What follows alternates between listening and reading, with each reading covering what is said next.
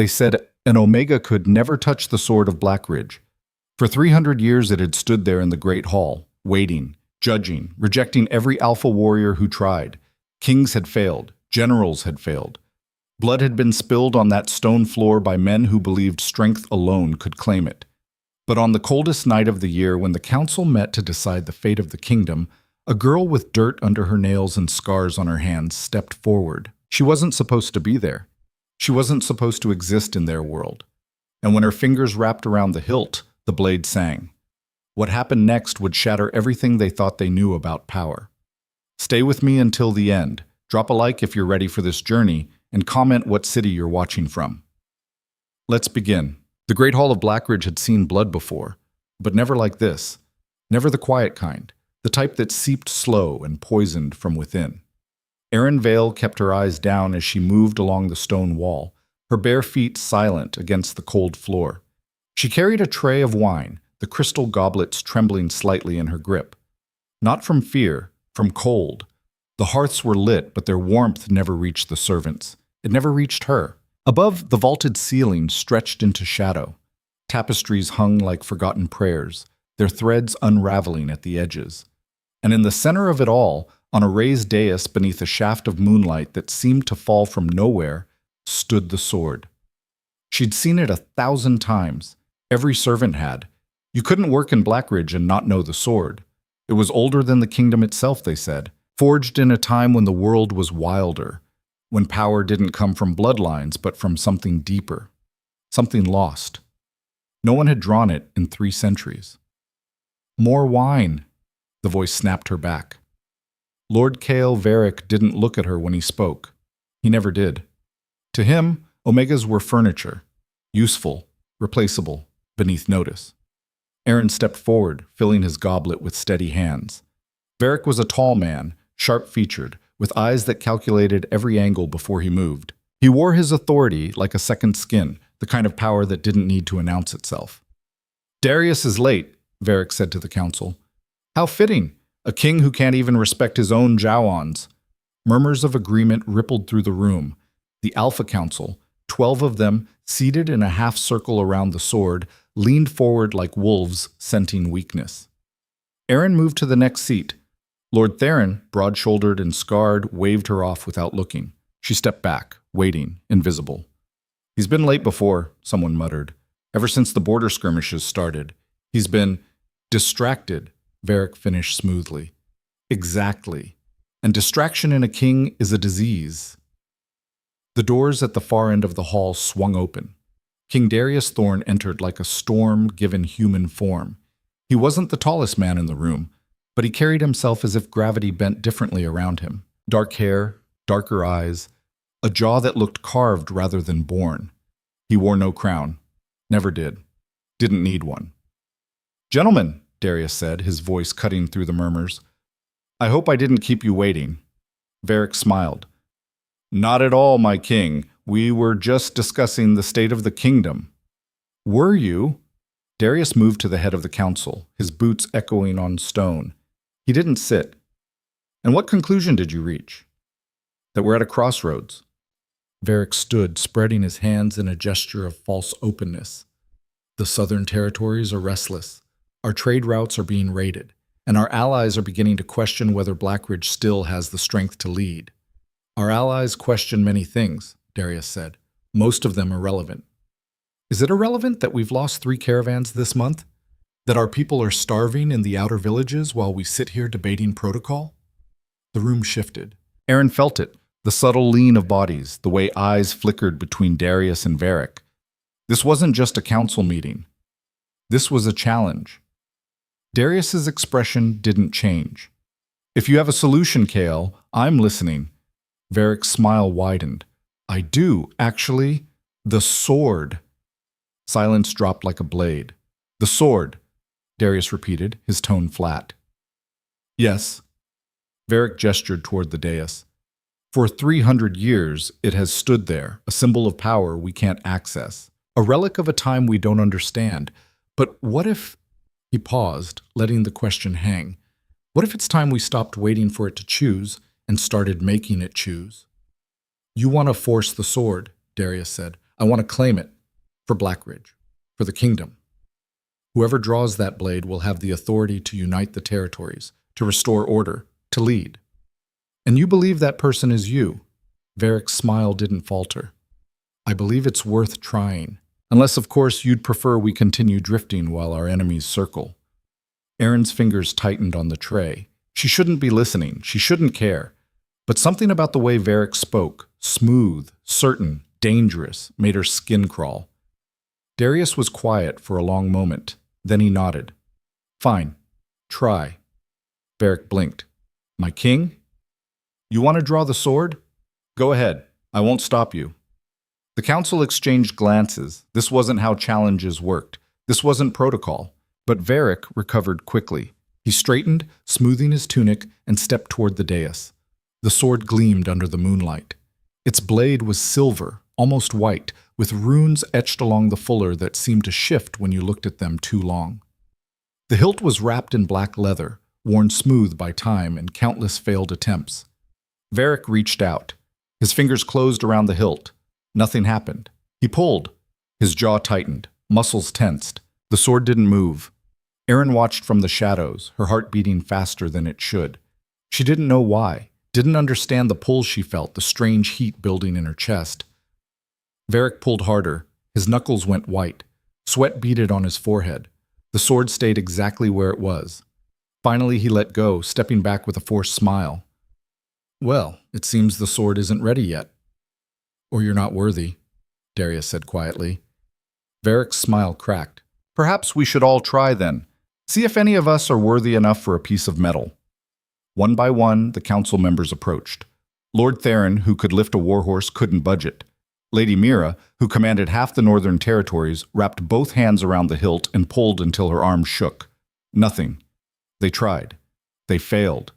And through it all, Erin felt that pull growing stronger. It wasn't logical. It wasn't possible. She was nobody.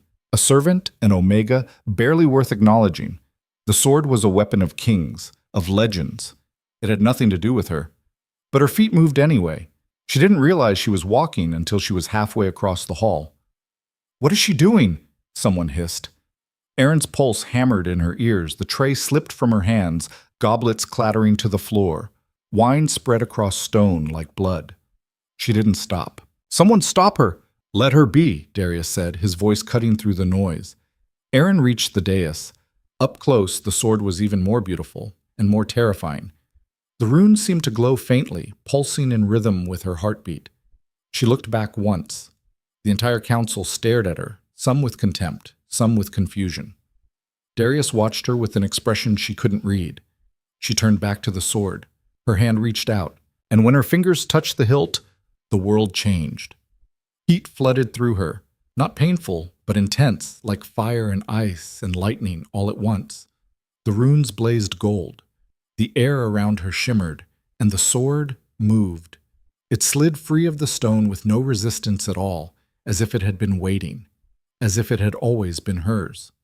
Erin stumbled back, the blade gleaming in her trembling hands. It was lighter than she'd expected, perfectly balanced, and it felt right. The hall was silent. Then Varric laughed, a sharp, brittle sound. This is a joke. A servant, an omega? This is some kind of trick. It's no trick, Darius said quietly. He was staring at Erin with an intensity that made her want to disappear. The sword has chosen. Chosen her? Varric spat the words. She's nobody. She has no bloodline, no training, no... The sword doesn't care about bloodlines, Darius interrupted. It never has. Erin's hands shook. She wanted to drop the blade, to run, to undo whatever she'd just done. But the sword stayed in her grip, warm and steady, as if it wouldn't let go. This is insane, Lady Mira said. We can't just accept... We don't have to accept anything, Varric cut in. This is clearly a manipulation, a trick. She must have used some kind of forbidden magic. Or, Darius said, stepping forward, you're afraid. Varric's eyes narrowed. Of what? Of being wrong. Darius stopped in front of Erin. He didn't try to take the sword, didn't demand she hand it over. He just looked at her, really looked, as if seeing her for the first time. What's your name? Her voice came out barely above a whisper. Aaron. Aaron Vale. Aaron. He said it like he was testing the weight of it. Do you know what you just did? She shook her head. You drew a blade that hasn't moved in 3 centuries. You did what kings and warriors and legends couldn't do. He paused. That makes you dangerous. I didn't mean to. I know. His voice softened slightly. But intention doesn't matter now. What matters is what happens next. Varric stepped closer, his expression dark. What happens next is we remove her from the hall, investigate how she managed this trick, and restore order before what? Darius turned on him. Before people start asking why the sword chose an Omega over an Alpha. Before they start wondering if maybe strength isn't the only thing that matters. Exactly, Varric hissed. This threatens the entire foundation of good. The word hung in the air like a death sentence. Darius looked around the council, meeting each set of eyes. For 300 years, we've told ourselves that power belongs to the strongest. That might makes right. That alphas are chosen by fate to lead. He gestured to Aaron. And now fate has given us a different answer. So you can either accept it, or you can prove that your precious hierarchy is built on fear, not truth. Varric's jaw clenched. You're making a mistake, Darius. Probably. Darius turned back to Aaron. But it's my mistake to make. He held out his hand. Not to take the sword. To help her down from the dais. Aaron stared at it. At him. At the impossible choice she'd somehow stumbled into. Then she took his hand. The moment their skin touched, something shifted. Not physically, deeper. Like a door opening in her mind, a flood of sensations and knowledge she didn't understand rushing in. She saw the sword's history in flashes, warriors who'd tried and failed, battles fought and lost, a kingdom built on bones and ambition. She saw Darius, younger, standing before the sword with hope in his eyes and failure in his hands. And she saw herself. Not as she was now, but as she could be. The vision faded. Darius's grip tightened slightly. Can you walk?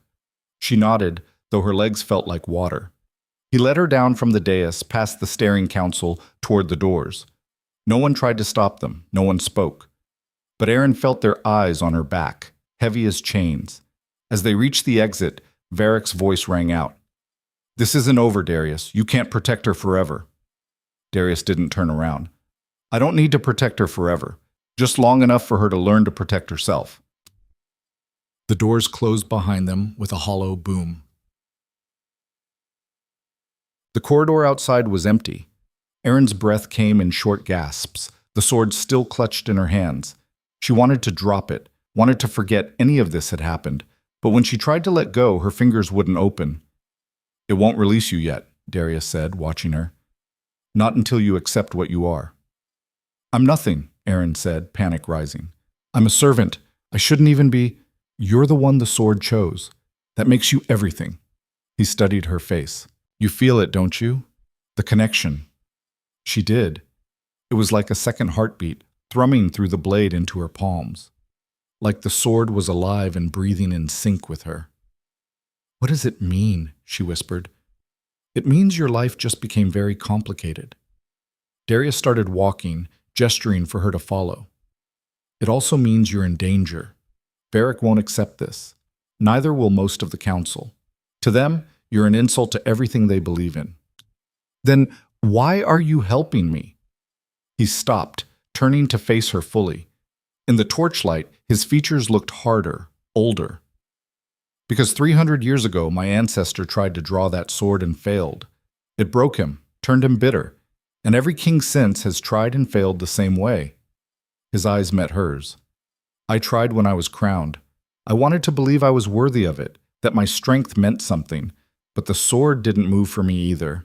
So you think I'm worthy? Aaron said, unable to keep the disbelief from her voice. I think the sword knows something we don't, and I want to find out what that is. They walked in silence through the winding corridors of Blackridge. Aaron had cleaned these halls 1,000 times, but she'd never seen them like this, empty of people, full of shadows that seemed to watch and judge. Finally, Darius stopped at a heavy wooden door. He pushed it open, revealing a small chamber lined with books and maps. This was my father's study, he said. No one comes here anymore. You'll be safe for tonight." Aaron stepped inside, still clutching the sword. The room smelled of old paper and leather. A desk sat beneath a narrow window, and a single chair rested in the corner. "What happens tomorrow?" she asked. "Tomorrow we figure out why the sword chose you, and we prepare for what comes next." "Which is?" Darius's expression darkened. "War. Not the kind fought with armies, the kind fought in shadows and council chambers. Varric will move against you, against us. He'll try to prove you're unworthy, dangerous, a threat to the kingdom." "Maybe he's right." "Maybe," Darius admitted, "but I'd rather take that risk than let fear decide who has power." He turned to leave, then paused at the door. "One more thing, the sword. It's not just a weapon, it's a key. A link to something older than Blackridge, older than any of us. If you're going to survive, you'll need to understand that. You'll need to understand yourself. I don't even know where to start." "Start by sleeping. Tomorrow will test you in ways you can't imagine." The door closed behind him with a soft click. Aaron stood alone in the silence, the sword glowing faintly in her hands. Outside the window, the moon hung low over Blackridge, casting long shadows across the courtyard. She looked down at the blade, at the runes she couldn't read, at her reflection distorted in the silver. "Who am I?" she wondered. "Who did I just become?"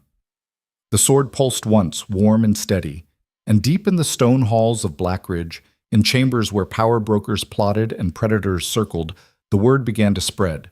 An Omega had drawn the sword, and nothing would ever be the same. Sleep didn't come. Aaron sat in the chair by the window, the sword laid across her lap, watching the sky turn from black to deep blue. Her body ached from exhaustion, but every time she closed her eyes, she saw the council's faces. Varric's smile, sharp as broken glass. Lady Mira's contempt, the way they'd all looked at her like she was something diseased. The sword pulsed against her legs, warm through the thin fabric of her servant's dress. She tried putting it down hours ago, leaning it against the wall, but the moment her hands left the hilt, a hollowness opened in her chest so profound she'd grabbed it back without thinking. "Not until you accept what you are," Darius had said. But what was she? 24 hours ago, she'd been invisible. Now she was... what? A threat? A symbol? A mistake the universe had made? The door opened without warning. Aaron shot to her feet, sword raised instinctively. The blade caught the early morning light, throwing sharp reflections across the walls. Darius stood in the doorway, one eyebrow raised. "Good. Your instincts are already adapting." She lowered the sword, heat flooding her face. "I didn't know it was you." "Even better." He entered, carrying a bundle of dark fabric. "If you'd known it was me and still reacted, we'd have real problems." He set the bundle on the desk. Black leather, reinforced at the shoulders and elbows. Training gear, not servants' clothes. "Put these on," he said. "We start in 20 minutes. "Start what?" "Finding out what you can do." He turned toward the door, then stopped. "And Aaron, from now on, you don't apologize for defending yourself. Not to me, not to anyone." The training yard was empty when they arrived, the morning mist still clinging to the ground. Aaron had passed this place 100 times carrying water, scrubbing floors, hauling waste. She'd never been inside it. The leather fit better than it should have. Snug enough to move, loose enough to breathe. But she felt wrong in it, like a child playing dress-up in armor meant for warriors. Darius walked to the center of the yard, gesturing for her to follow. "Show me your stance." Aaron gripped the sword with both hands, trying to remember how she'd seen guards hold their weapons, feet apart, knees bent, weight forward.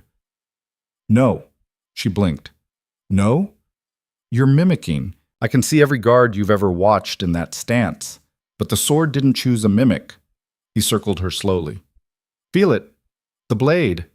The weight. Where does it want to be?" "It's a sword. It doesn't want anything." "Doesn't it?" The question hung there. Aaron looked down at the weapon in her hands. The runes were glowing again, faint gold threads running along the fuller. And now that she paid attention, really paid attention, she could feel it. Not desire exactly, more like preference. The sword pulled slightly to her right, angling down and across her body. She adjusted, let her left foot slide back, rotated her hips. The rightness of it hit her like a physical thing. Her breathing eased, the hollowness in her chest filled. Better, Darius said. Now move. She took a step forward.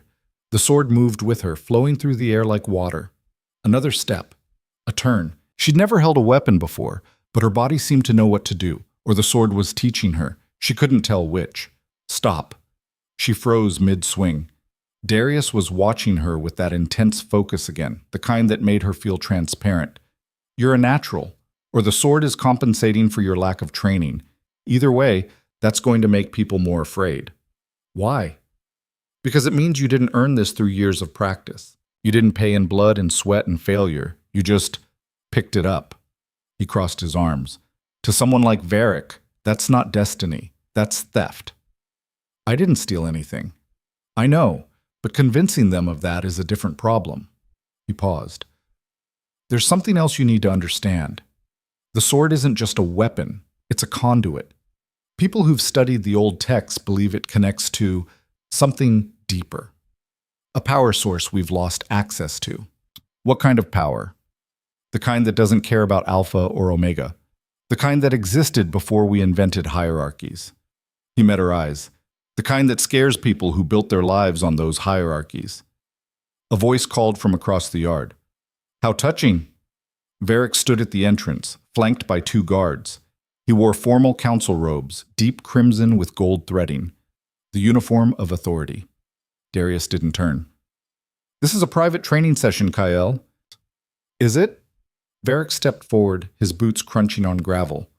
Because I was under the impression that matters concerning the sword were council business, and training an Omega to wield it seems relevant. She's not being trained to wield it. She already can. So you claim. Varric stopped a few feet away, studying Erin like she was a specimen under glass. But claims require proof, especially when they threaten the stability of the kingdom. Erin's grip tightened on the sword. The weapon pulsed once, hot against her palms. What do you want, Kyle? Darius asked, his voice flat. I want a demonstration. The council has questions. Reasonable questions about how an untrained servant managed to draw a blade that's rejected every warrior in living memory. He smiled. So demonstrate. Show us this connection you keep talking about. This isn't a performance. No, it's a matter of national security. Varric's smile widened. Unless, of course, you're afraid she'll fail. The trap was obvious. Refuse, and it looked like they had something to hide. Accept. And Erin would be tested before she understood what she was capable of, set up to fail in front of witnesses who wanted her to fail. Darius turned to her. Your choice. Erin stared at Varric, at the cold calculation in his eyes. He expected her to crumble, expected her to prove his point, that she was nothing, that the sword choosing her was a fluke or a trick or something that could be explained away. What kind of demonstration? She heard herself ask. Varric's eyebrows rose. Bold. I like that. He gestured to one of his guards. Captain Wren here is one of our finest swordsmen, 20 years of service, undefeated in single combat. Wren stepped forward. He was massive, easily 6.5 feet, shoulders like a bull. His sword was plain steel, nicked from use, dark with old bloodstains. A sparring match, Varric continued. First blood. Nothing fatal. Just a simple test of whether the sword grants you any real capability or if you merely got lucky pulling it from the stone. She's had one lesson, Darius said, his voice hard. This is fair, Varric interrupted. If the sword truly chose her, it will protect her. Isn't that what you believe, that destiny is on her side? He tilted his head. Unless you'd rather we schedule a formal inquiry instead. Bring in scholars. Investigate her background. Look into whether any forbidden practices might have been involved. The threat was clear. Fight now or face something worse. Erin looked at Darius. He was staring at Varric with an expression that could have melted steel. But when he glanced at her, something in his eyes shifted. Not pity, respect maybe. Or recognition. It's your choice, he repeated, quieter this time. You don't have to do this. But she did. They both knew it. Refuse now and the questions would never stop. The investigations, the accusations. They'd tear her apart slowly, piece by piece, until there was nothing left. At least this way, it would be quick. I'll do it, Erin said. Varric's smile sharpened. Excellent. Captain Wren, please be gentle. We wouldn't want to damage our miracle worker. Ren didn't smile. He moved to the center of the yard, drawing his sword with practiced ease. The blade whispered against the scabbard, a sound Erin felt in her teeth. She followed, her legs steadier than they should have been. The sword hummed in her grip, the runes brightening with each step. "First blood," Varric called out. "Begin when ready." Ren didn't wait. He lunged forward, his blade arcing toward her shoulder. Not a killing blow, but enough to scar. Enough to prove his point. Erin's body moved before her mind caught up. The sword rose, meeting Ren's blade with a crack that echoed across the yard. The impact jarred her arms, but she held. Ren's eyes widened, just slightly, just enough to notice. He'd expected her to fold, to panic. He pressed harder, using his weight, his strength. Erin's feet slid backward on the gravel. Her muscles screamed. This wasn't like the practice swings with Darius. This was real. This was someone trying to hurt her. The sword pulsed, and with it came knowledge. She saw the opening before Ren moved, saw the way his left foot planted too far forward, how his grip shifted microseconds before he struck. It wasn't her own skill. It was the sword, feeding her information, showing her patterns. She ducked under his neck swing, spinning left. Ren recovered fast, pivoting to follow, but she was already moving. The sword guided her, pulling her through movements she'd never learned, never practiced. Their blades met again, and again. Each clash rang out like a bell. Ren wasn't holding back anymore. His jaw was set, sweat beginning to bead on his forehead. He fought like a man trying to solve a problem, methodical, efficient, brutal. But Erin could see everything, every feint, every opening. The sword showed her the future half a second before it happened, and that was enough. She sidestepped a thrust that should have caught her ribs, parried a slash aimed at her neck. Her body was moving on pure instinct now, and the instinct was right. Ren changed tactics. He rushed her, trying to use his size to overwhelm. His shoulder hit her chest, driving her back. She stumbled, nearly fell. The sword blazed. Heat flooded through her, different from before. Not guidance, power, raw and fierce and demanding release. Erin swung. The blade moved faster than physics should allow. It cut through the air with a sound like tearing silk and caught Ren across his sword arm, just deep enough to draw blood, not deep enough to maim. He dropped his weapon, clutching his arm. Blood seeped between his fingers. The yard went silent. Erin stood there, breathing hard, the sword still blazing in her hands. She looked down at it, at the runes now burning gold-white, and felt something inside her click into place. Not acceptance, not understanding, but recognition. This was hers, the sword, the power, the connection. She looked up at Varric. His expression was unreadable. Not angry, not surprised, just calculating. "First blood," he said finally. "Well done, Miss Vale. It seems the sword does grant certain advantages." "It's not the sword," Darius said quietly. He was watching Erin with something like awe. "It's her." Varric turned to him. "Then we have a problem. Because if an Omega can access power that Alphas cannot, if the natural order can be overturned by a piece of metal and a servant girl, then everything we've built is at risk. Or, Darius said, his voice cold, everything we've built was wrong from the start." "Careful, Darius. That sounds dangerously close to sedition." "It sounds like truth." Varric smiled, but it didn't reach his eyes. "Truth is subjective. What matters is what people believe. And right now they believe in the hierarchy. They believe Alphas lead because we're stronger, smarter, more capable." He gestured to Erin. "She threatens that belief, which means she threatens the kingdom." "She's one person," Darius said. "So was every revolution's catalyst." Varric started to leave, then paused. "The council will convene tomorrow at noon. We'll discuss what to do about our situation. I suggest you both attend." He walked away, his guards following. Ren picked up his sword with his good hand, gave Erin a long look, not hostile, just confused, and left without a word. Erin stood in the center of the yard, suddenly aware of how badly she was shaking.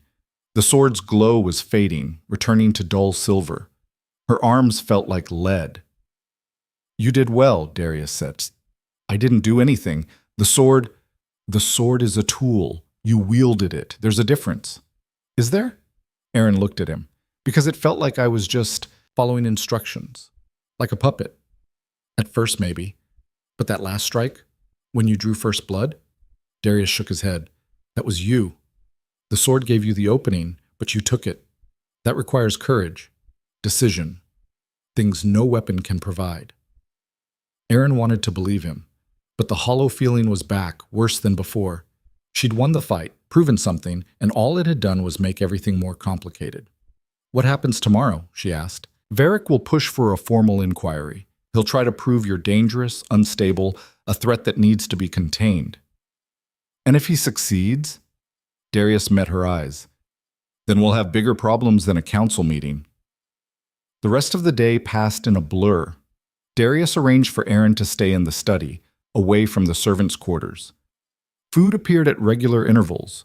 Real food, not kitchen scraps. She ate without tasting, her mind spinning. Evening came. The sword lay on the desk, still humming faintly. Aaron sat by the window, watching the courtyard below. Guards changed shifts. Servants hurried between buildings. Life continued as if nothing had changed. But everything had changed. A knock at the door pulled her from her thoughts. "Come in," she called, expecting Darius. The woman who entered was small, sharp-featured, with gray-streaked hair pulled into a severe bun. She wore scholar's robes, deep blue marked with silver thread at the cuffs. "Miss Vale," the woman said, "my name is Alara Finn. I'm the kingdom's head archivist." Aaron stood. "I don't need an archivist? Perhaps not. But the sword does." Alara moved to the desk, studying the weapon with eyes that missed nothing. "May I?" Aaron hesitated, then nodded. Alara reached out, her fingers stopping an inch from the hilt. She didn't try to touch it, just observed. "Fascinating. The runes are more active than I've ever seen them. They're responding to you specifically." "How do you know?" "Because I've studied this sword for 30 years, documented every attempt to draw it, cataloged every failure. The runes never responded before, never even flickered." She pulled back, turning to Aaron. "You're not what I expected. I'm not what anyone expected." "True." Alara smiled slightly. "But expectations are often wrong, especially when they're based on prejudice rather than evidence." She pulled a small book from her robe, setting it on the desk. The leather was cracked with age, the pages yellowed. "This is a journal kept by the last person to wield the sword, 347 years ago. Her name was Kestra Vane." "Her?" Aaron's heart stuttered. "The sword was wielded by a woman?" "Yes, an Omega, actually, though that detail was conveniently omitted from most histories." Alara opened the journal, revealing cramped handwriting. Kestra wrote extensively about her experience, the connection she felt, the way the sword amplified certain abilities while demanding absolute honesty in return. What kind of abilities? Perception, instinct, the capacity to see through deception, to understand motivations that others hide. Alara's eyes glinted. In a court full of predators and liars, she became impossible to manipulate, and that made her the most dangerous person in the kingdom. What happened to her? She was killed, poisoned by someone she trusted. The sword was returned to the stone, and the council declared that only alphas would be tested from that point forward. Alara closed the journal. They rewrote the history, made it about strength and bloodlines, buried the truth. Why are you telling me this?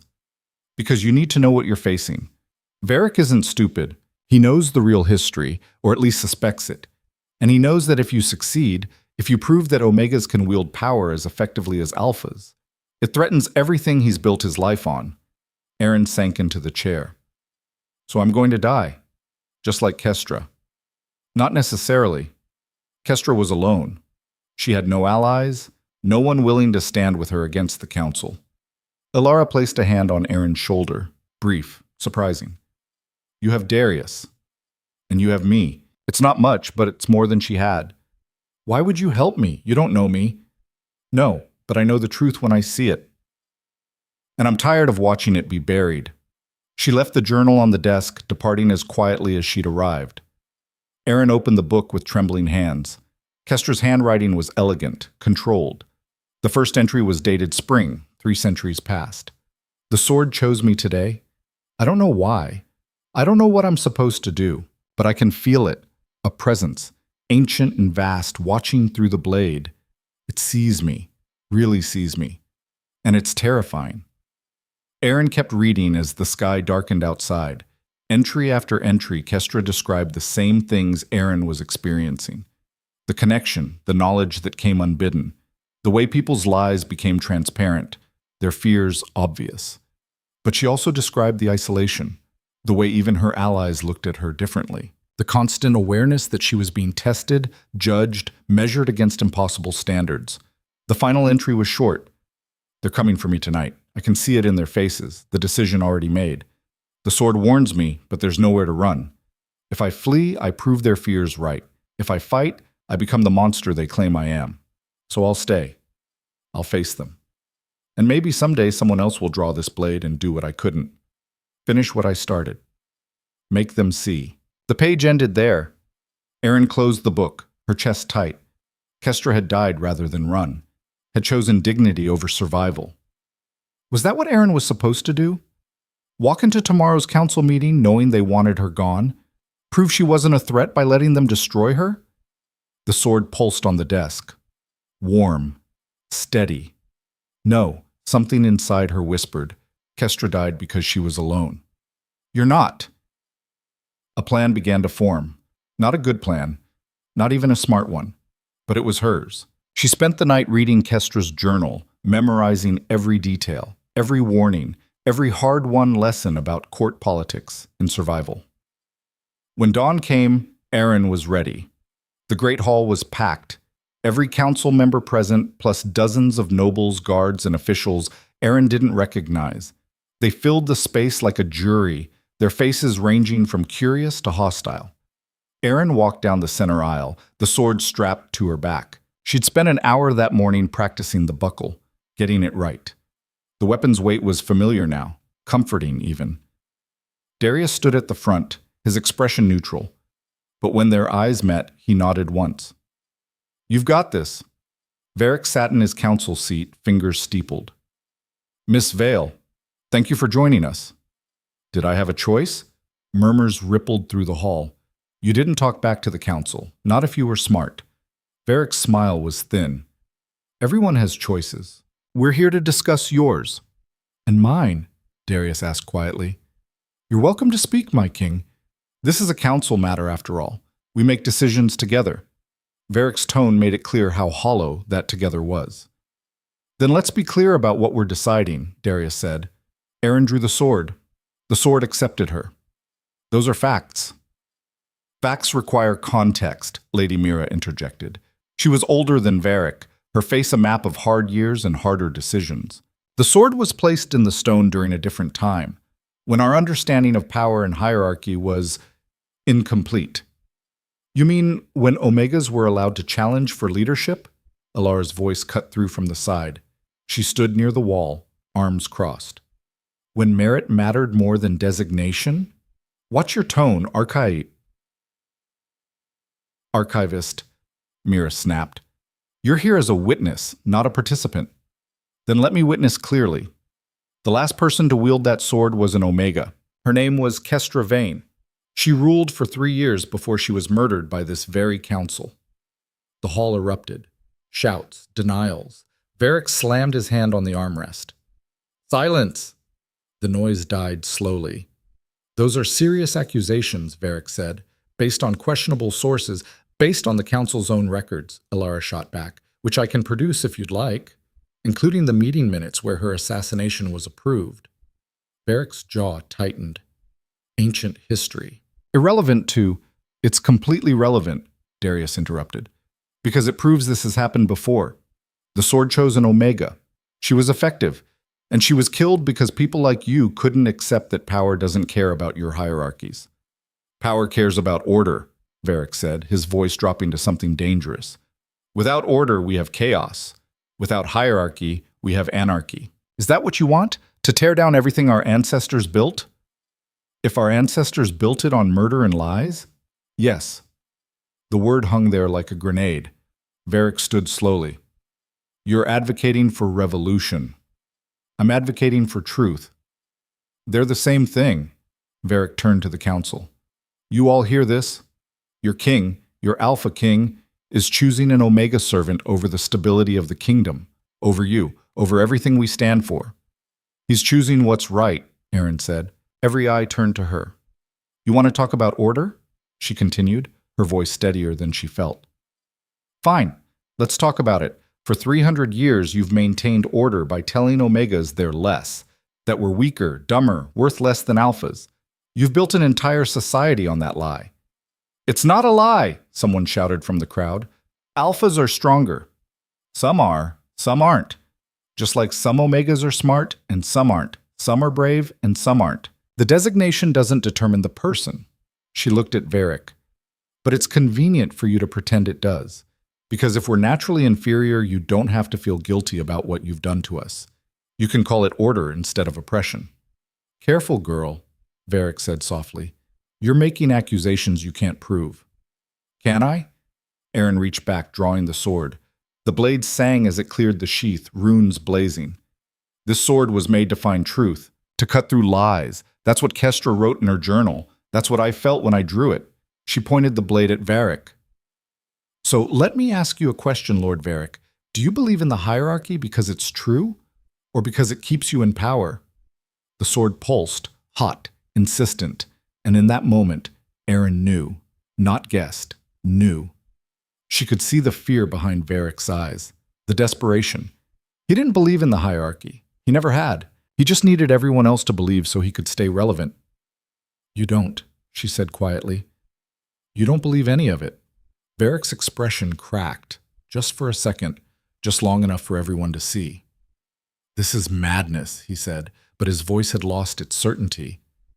You're accusing me based on a feeling, on some mystical connection to a piece of metal? No.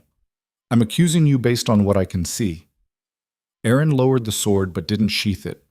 The sword shows me truth, and the truth is, you're terrified. Not of me, of what I represent. Because if one Omega can challenge everything you believe, then maybe all of them can. Silence. Then Darius spoke. She's right. Varric spun to face him. You can't possibly. I can. Because I've watched her. I've seen what she can do. And more than that, I've seen what she is. Honest, brave, everything a leader should be. He stepped forward. The sword didn't make a mistake. We did. 300 years ago when we murdered Kestra and buried the truth. We've been paying for it ever since. This is treason, Mira said, but she sounded uncertain. No, it's evolution. Darius looked around the hall. The world is changing. Our enemies are getting smarter, faster, more united, and we're here arguing about whether an Omega is allowed to hold a sword. How long do you think we'll last if we keep fighting ourselves instead of adapting? Varric laughed, sharp, bitter. You want to adapt? Fine. Let's adapt. Let's tear down every structure, every tradition, every rule that's kept this kingdom standing. Let's see how long we survive. We'll survive longer than we will clinging to a system that's already failing, Darius said. You don't know that. Neither do you, but I know one thing you don't. Darius walked to Aaron, standing beside her. I know she's not the threat. You are, because you'll sacrifice anything, truth, justice, even the kingdom itself, to maintain your position. Varric's face went cold. Be very careful, Darius. You're the king, but the council can remove a king, especially one who's lost his mind. Try it. The two men stared at each other across the hall. The air felt electric, dangerous. One wrong word and this would explode into something none of them could control. Aaron's grip tightened on the sword. The weapon was almost vibrating now, resonating with the tension. Then Alara spoke. There's a precedent for this. Everyone turned. In Kestra's time, when the council questioned her authority, she proposed a trial. Not by combat, by truth. She agreed to answer any question the council posed, completely honestly, with the sword as witness. If she lied even once, she'd step down. And if she didn't lie, Mira asked, then the council had to accept her, all of her, and the truth the sword revealed. Varric's eyes narrowed. You're suggesting we do the same with her? I'm suggesting you follow your own precedent, unless you're afraid of what the truth might show. Varric studied Aaron for a long moment. She could see the calculations running behind his eyes. If she agreed and failed, he won. If she refused, she looked guilty. The only way she could truly threaten him was if she succeeded, and he clearly didn't believe that was possible. Fine, he said finally. A trial by truth. Tomorrow at midday. Miss Vale answers every question we pose with the sword as judge. If she lies, she leaves Blackridge forever. If she doesn't, he smiled. Then we'll discuss what comes next. Aaron's heart hammered.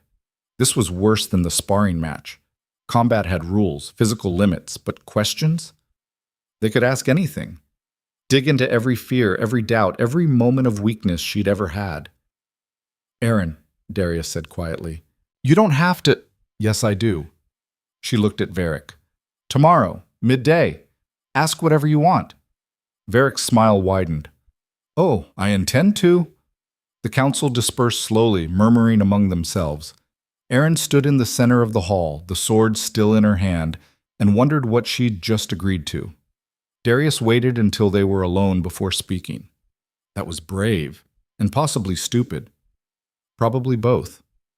They're going to try to break you, not with lies, with truth. They'll ask about your doubts, your fears, every moment you've questioned yourself, and you'll have to answer. I know. Do you? He turned to face her fully. Because I'm not sure I could do what you just agreed to, stand in front of people who hate me and let them tear me apart with my own honesty. Then it's good the sword didn't choose you.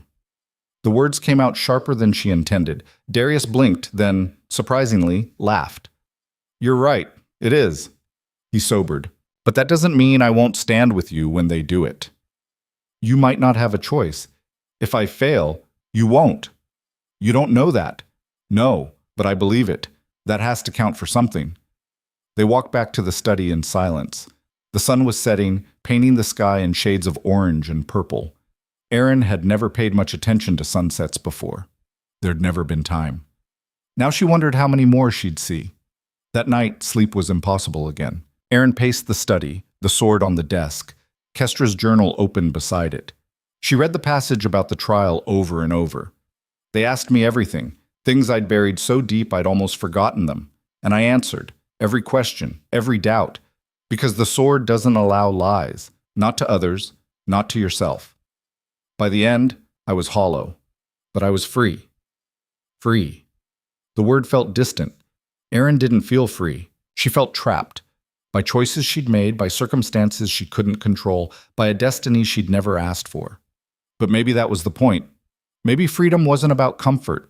Maybe it was about choosing truth, even when it hurt. The sword pulsed once, as if agreeing. Aaron picked it up, feeling its weight settle into her hands. Okay, she whispered to it, to herself, to whatever was listening. Let's find out what I'm really made of. Outside, the moon climbed higher, casting shadows across Blackridge. In chambers throughout the stronghold, people prepared. Varric sharpened his questions like knives. Darius planned contingencies.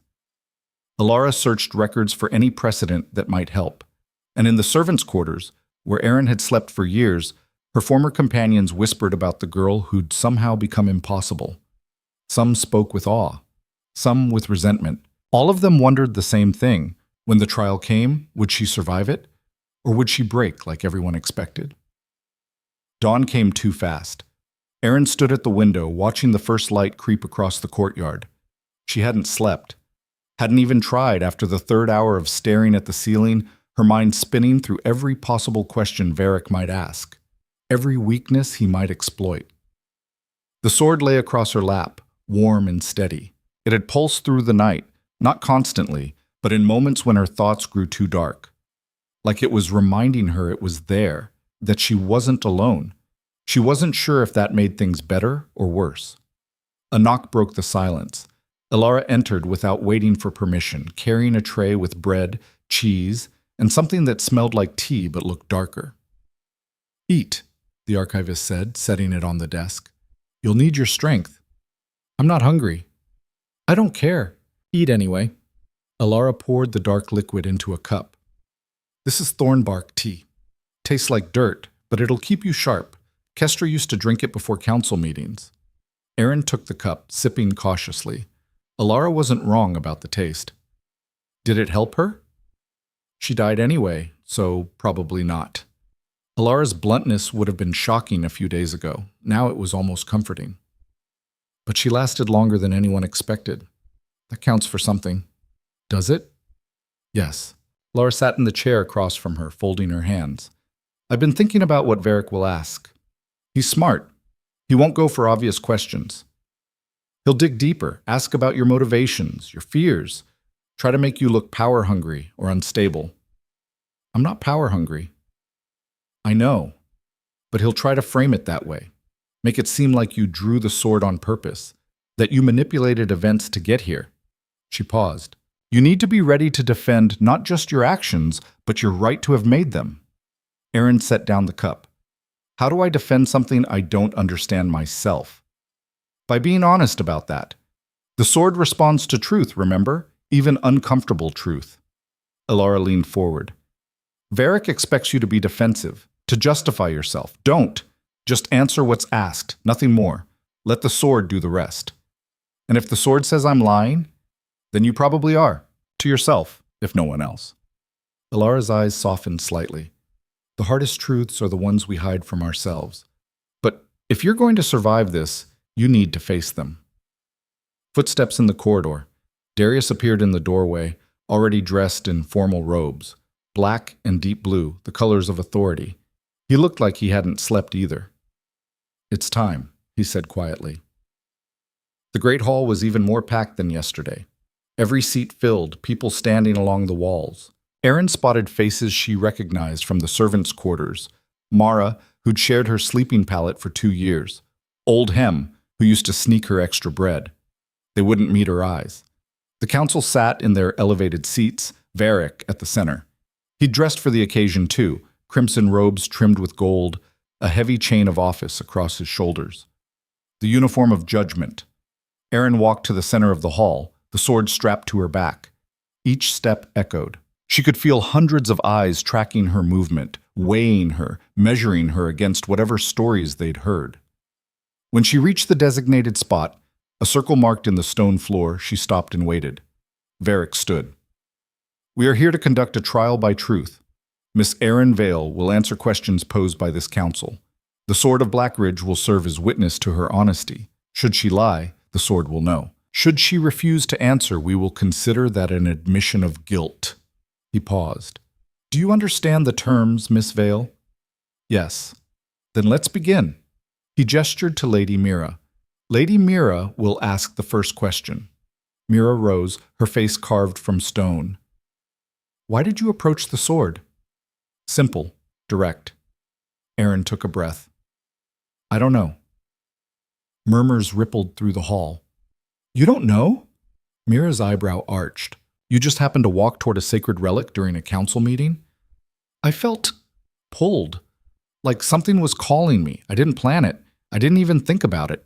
I just moved. The sword pulsed once against her back, warm, confirming. Mira's expression didn't change. Have you ever studied the sword's history?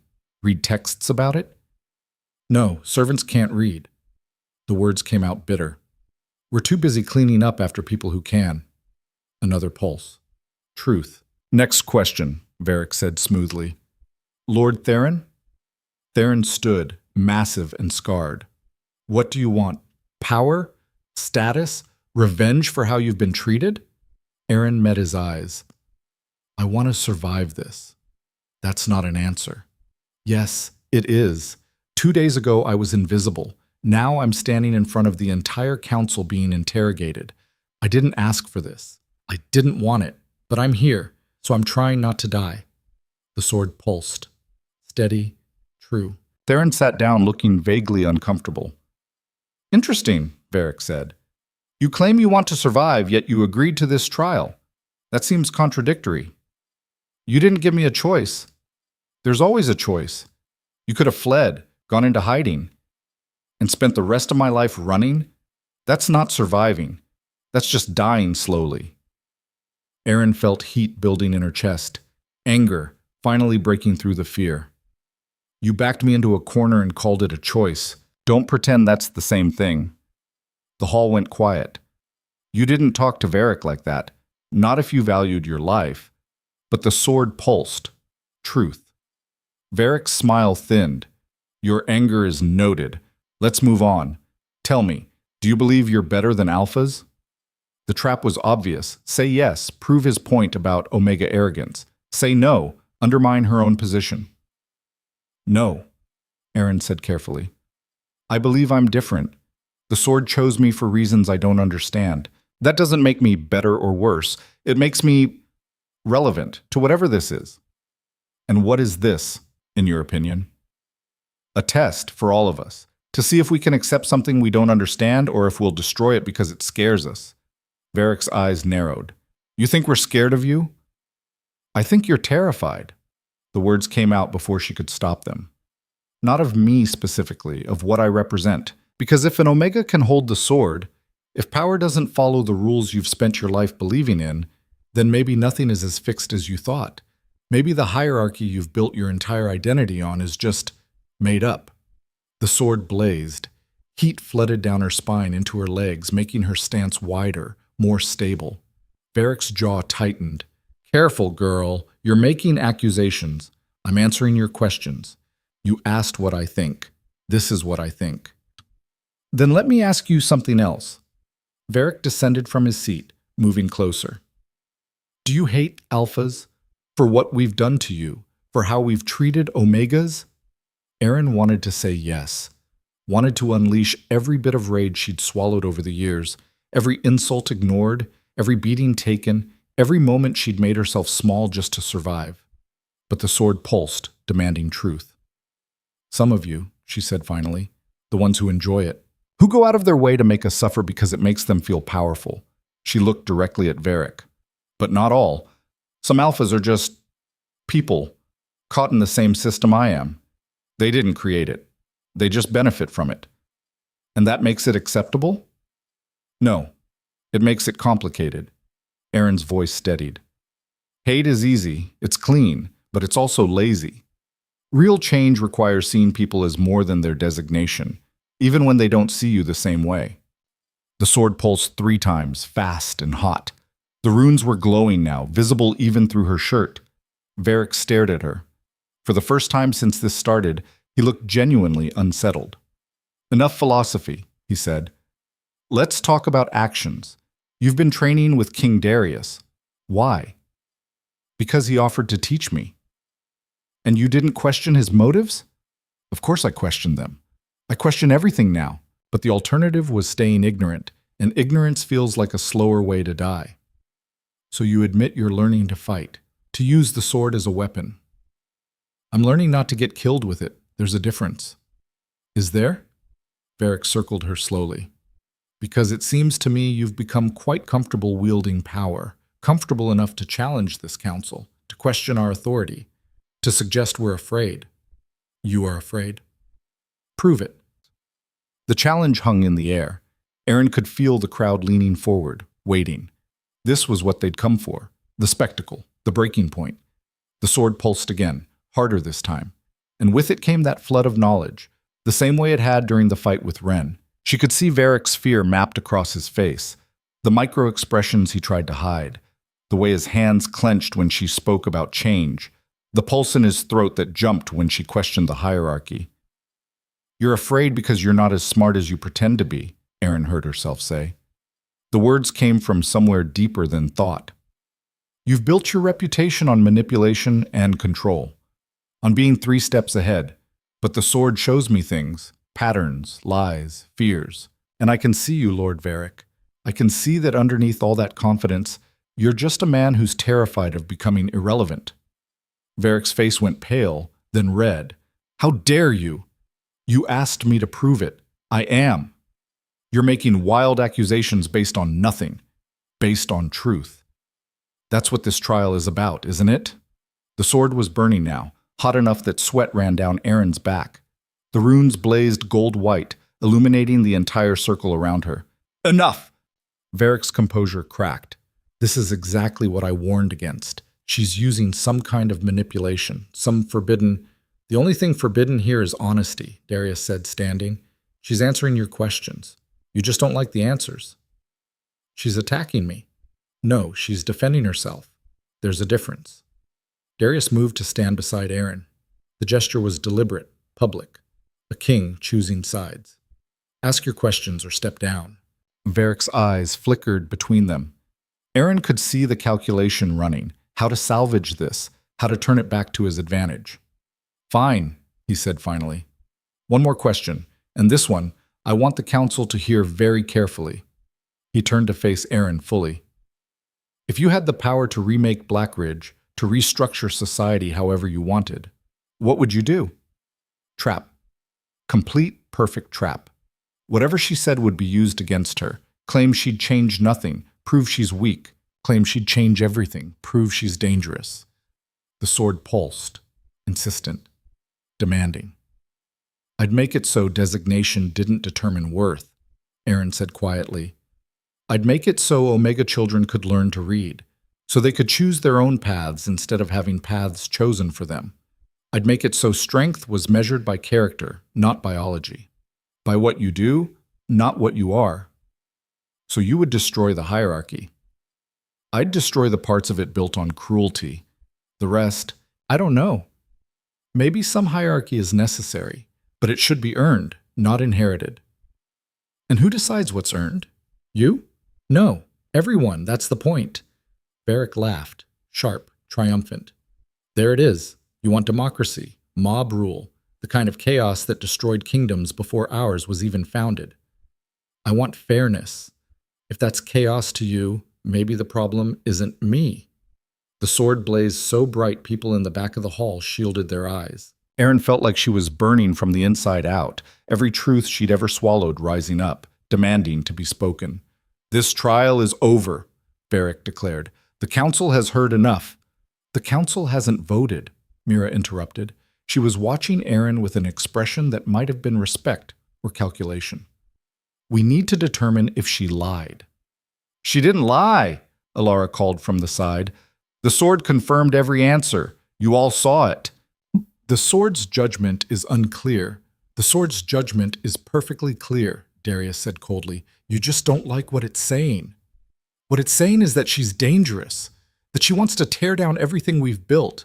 What I'm hearing, Mira said slowly, is that she wants to build something better. That's not the same as destruction. Varric spun to face her. You can't possibly. I can. And I am. Mira stood, looking down at Varric. I've served this council for 30 years. I've watched us make decisions based on fear and tradition instead of logic. And I'm tired of it. She gestured to Aaron. She drew the sword. She answered our questions honestly. The only thing left is whether we accept what that means or whether we prove we're exactly what she accused us of being. Which is? Cowards. The word echoed through the hall like a gunshot. Varric's face twisted. You're making a mistake, Mira. Probably, but it's mine to make. She looked at the other council members. I vote to accept her, to acknowledge that the sword has chosen, and to honor that choice. Silence. Then Theron stood. I vote the same. One by one, council members rose. Not all of them, but enough. Varric stood alone in the center, watching his carefully constructed plan collapse around him. This isn't over, he said quietly, dangerously. Yes, it is, Darius replied. The trial has concluded. The council has voted. Aaron Vale is recognized as the legitimate wielder of the Sword of Blackridge. Recognized. Not accepted. Varric's eyes locked on Aaron. You want to know what I see when I look at you? I see a girl who got lucky, who stumbled into power she doesn't understand and can't control. You think drawing a sword makes you special? It makes you a target. Then I'll deal with being a target. Will you? Varric stepped closer. Because targets don't last long in Blackridge, especially ones who make enemies of the people who actually run things. Is that a threat? It's a promise. Darius moved between them. Enough. This trial is over, KL. Accept the results or take it up with me privately. Varric studied Darius for a long moment. Then he turned and walked out, his footsteps echoing in the sudden quiet. The crowd began to disperse slowly, murmuring. Aaron stood in the circle, the sword's glow finally fading to normal. Her legs felt like water. Her hands were shaking. Alara appeared at her side. You did it. Did I? Aaron's voice came out hoarse. Because it feels like I just made everything worse. You did, and that's exactly what needed to happen. Before Aaron could respond, a commotion erupted near the entrance. Guards rushed in, their faces urgent. "My king," one of them said, breathless. "The southern border. We've received word.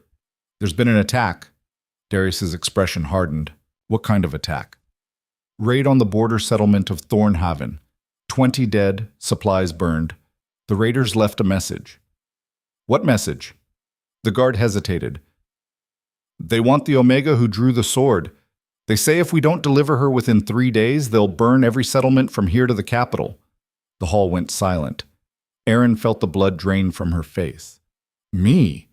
Why would they—" "Because word travels fast," Alara said grimly. "And apparently it's traveled beyond our borders." Darius turned to the guard. "Do we know who's behind this?" "The message was signed by the Ash Clans, the warlord coalition from the Wasteland territories." "The Ash Clans don't care about internal politics. They're opportunists." Darius's mind was clearly racing. Unless someone told them this would destabilize us. Gave them a reason to strike. Erin's stomach dropped. She looked toward where Varric had exited. "No," Darius said, following her gaze. "Even Kale wouldn't— That's treason. That's inviting foreign enemies to attack our own people." "Is it?" Mira asked quietly. "Or is it removing an obstacle before it becomes a bigger problem?" "We don't know it was him.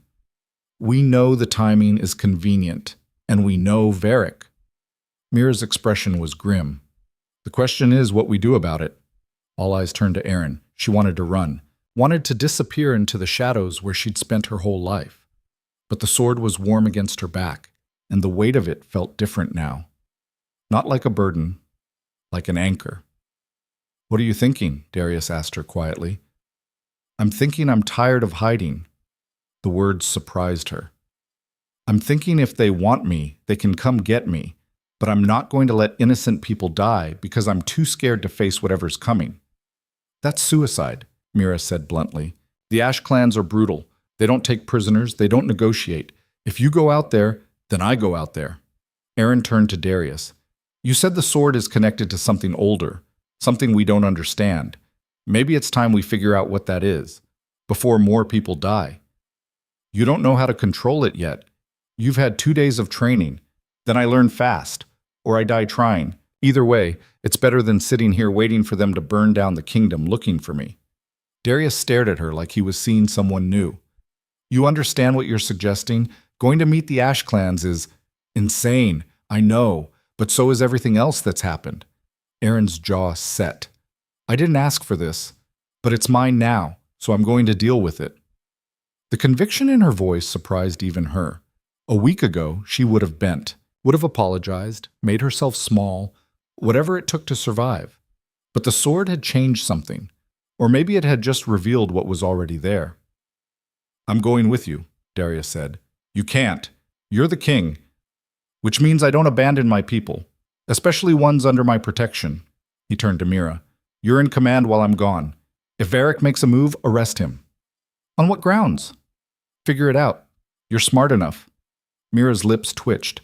"Fair enough." Darius looked back at Aaron. "We leave in an hour. Bring whatever you need." "I don't have anything." "Then we travel light." He started toward the door, then paused. "For what it's worth, what you did today, in the trial, that took more courage than most warriors show in a lifetime.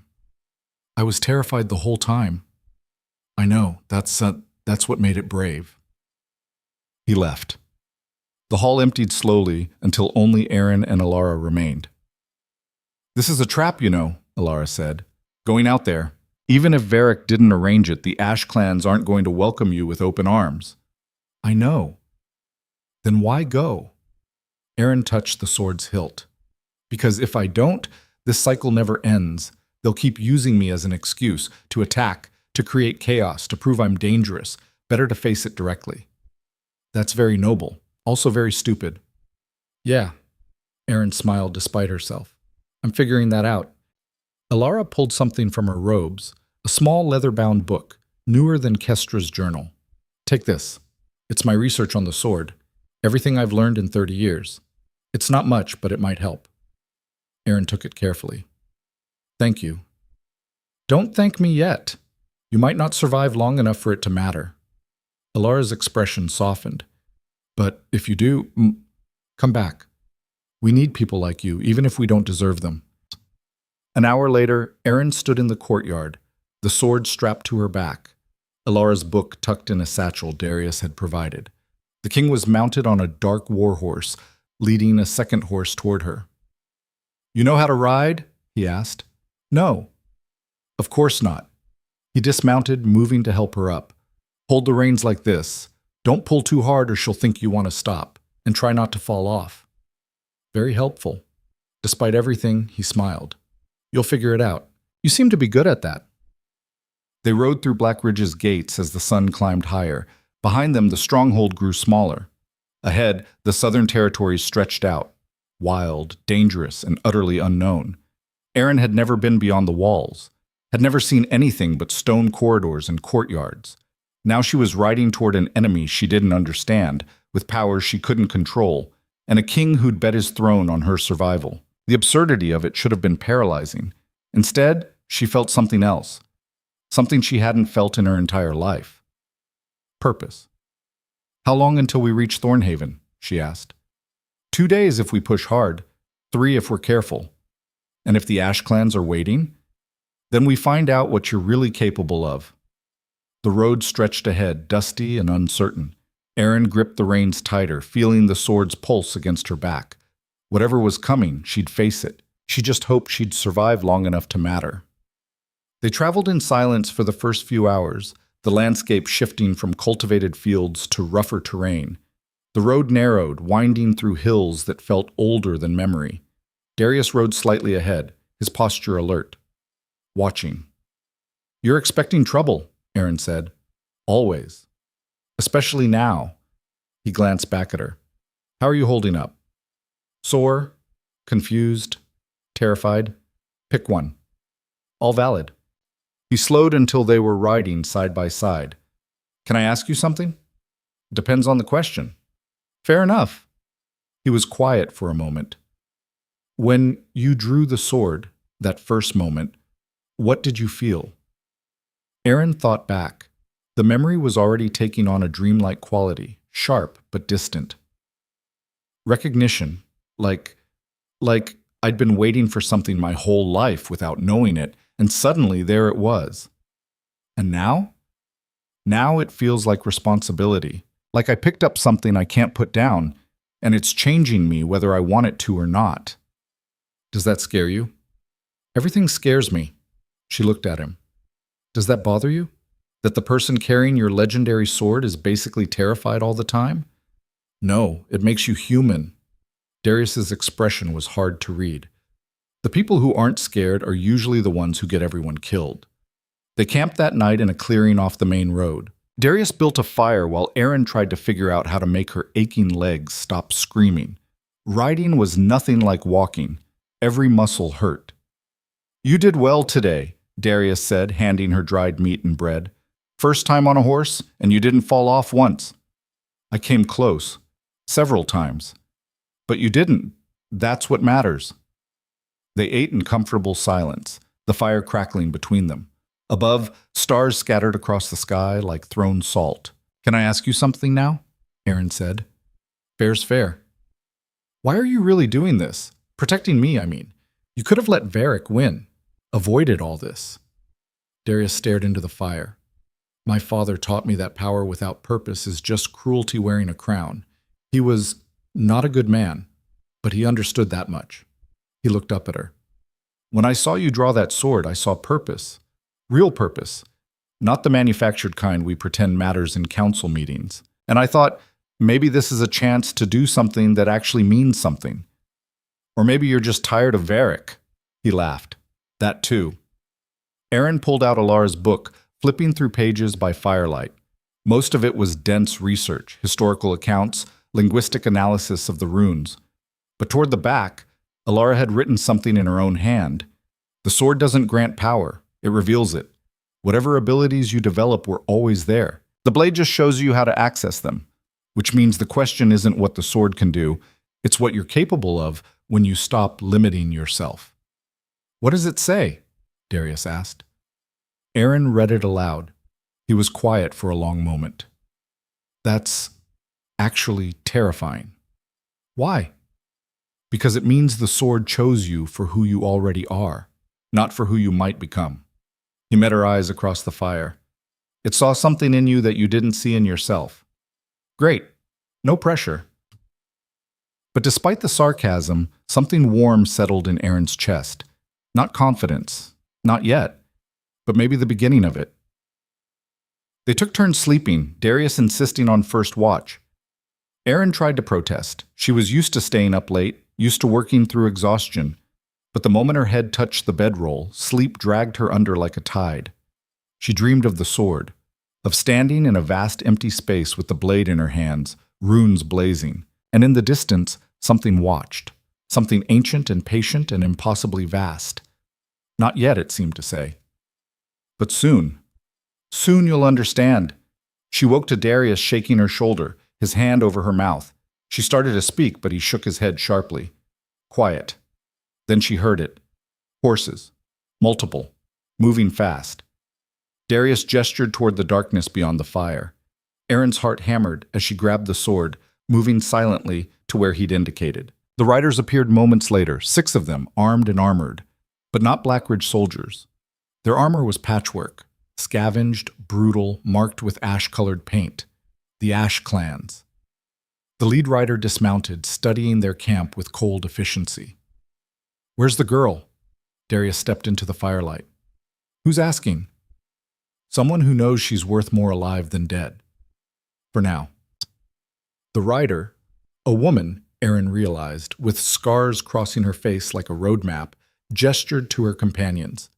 "We don't want trouble with Blackridge, just want the Omega." "Not happening. You don't have a choice." The woman smiled. "You're outnumbered, outarmed, and very far from home. 3 against 6 isn't terrible odds." 3? Aaron stepped out of the shadows, the sword in her hands. The runes were already glowing, responding to the danger. The woman's smile faded. "The blade. So the stories are true." "Depends on the stories," Aaron said, her voice steadier than she felt. "That an Omega drew a sword meant for kings. That she can see truth. That she's either salvation or destruction, depending on who you ask." The woman tilted her head. "My employers think you're dangerous. I'm inclined to agree." "Who are your employers?" "People who pay well for problems to disappear." She drew her own weapon, a curved blade, dark with use. "Nothing personal, just business." Darius moved to stand beside Aaron. "Last chance to walk away." "Same to you." The attack came fast. The Ash Clan riders spread out, circling like wolves. Aaron's pulse thundered in her ears, but the sword was already showing her movements, where they'd strike, how they'd coordinate. The first rider lunged at Darius. He met the attack with brutal efficiency, his blade crashing against theirs. 2 more went for Aaron, clearly thinking she was the easier target. They thought wrong. The sword moved through her hands like living water. She parried the first strike, ducked the second, and countered with a slash that opened a line across one rider's arm. Not deep, just enough. The rider fell back, shock in their eyes. The fight devolved into chaos. Darius fought like a man who'd been born with a sword in his hands, all precision and controlled violence. Aaron fought like someone the sword was teaching in real time, each movement a lesson learned mid-swing. But they were still outnumbered.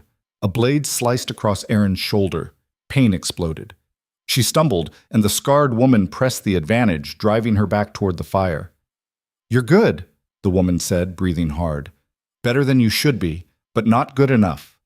She swung for Aaron's head. The sword blazed white-hot. And something inside Aaron broke open. Time didn't slow. That would have been too simple. Instead, she felt herself expand, her awareness pushing outward until she could sense every fighter in the clearing, every intention, every fear. She saw the woman swing before it completed, saw the opening in her defense, saw exactly where to strike. Aaron moved.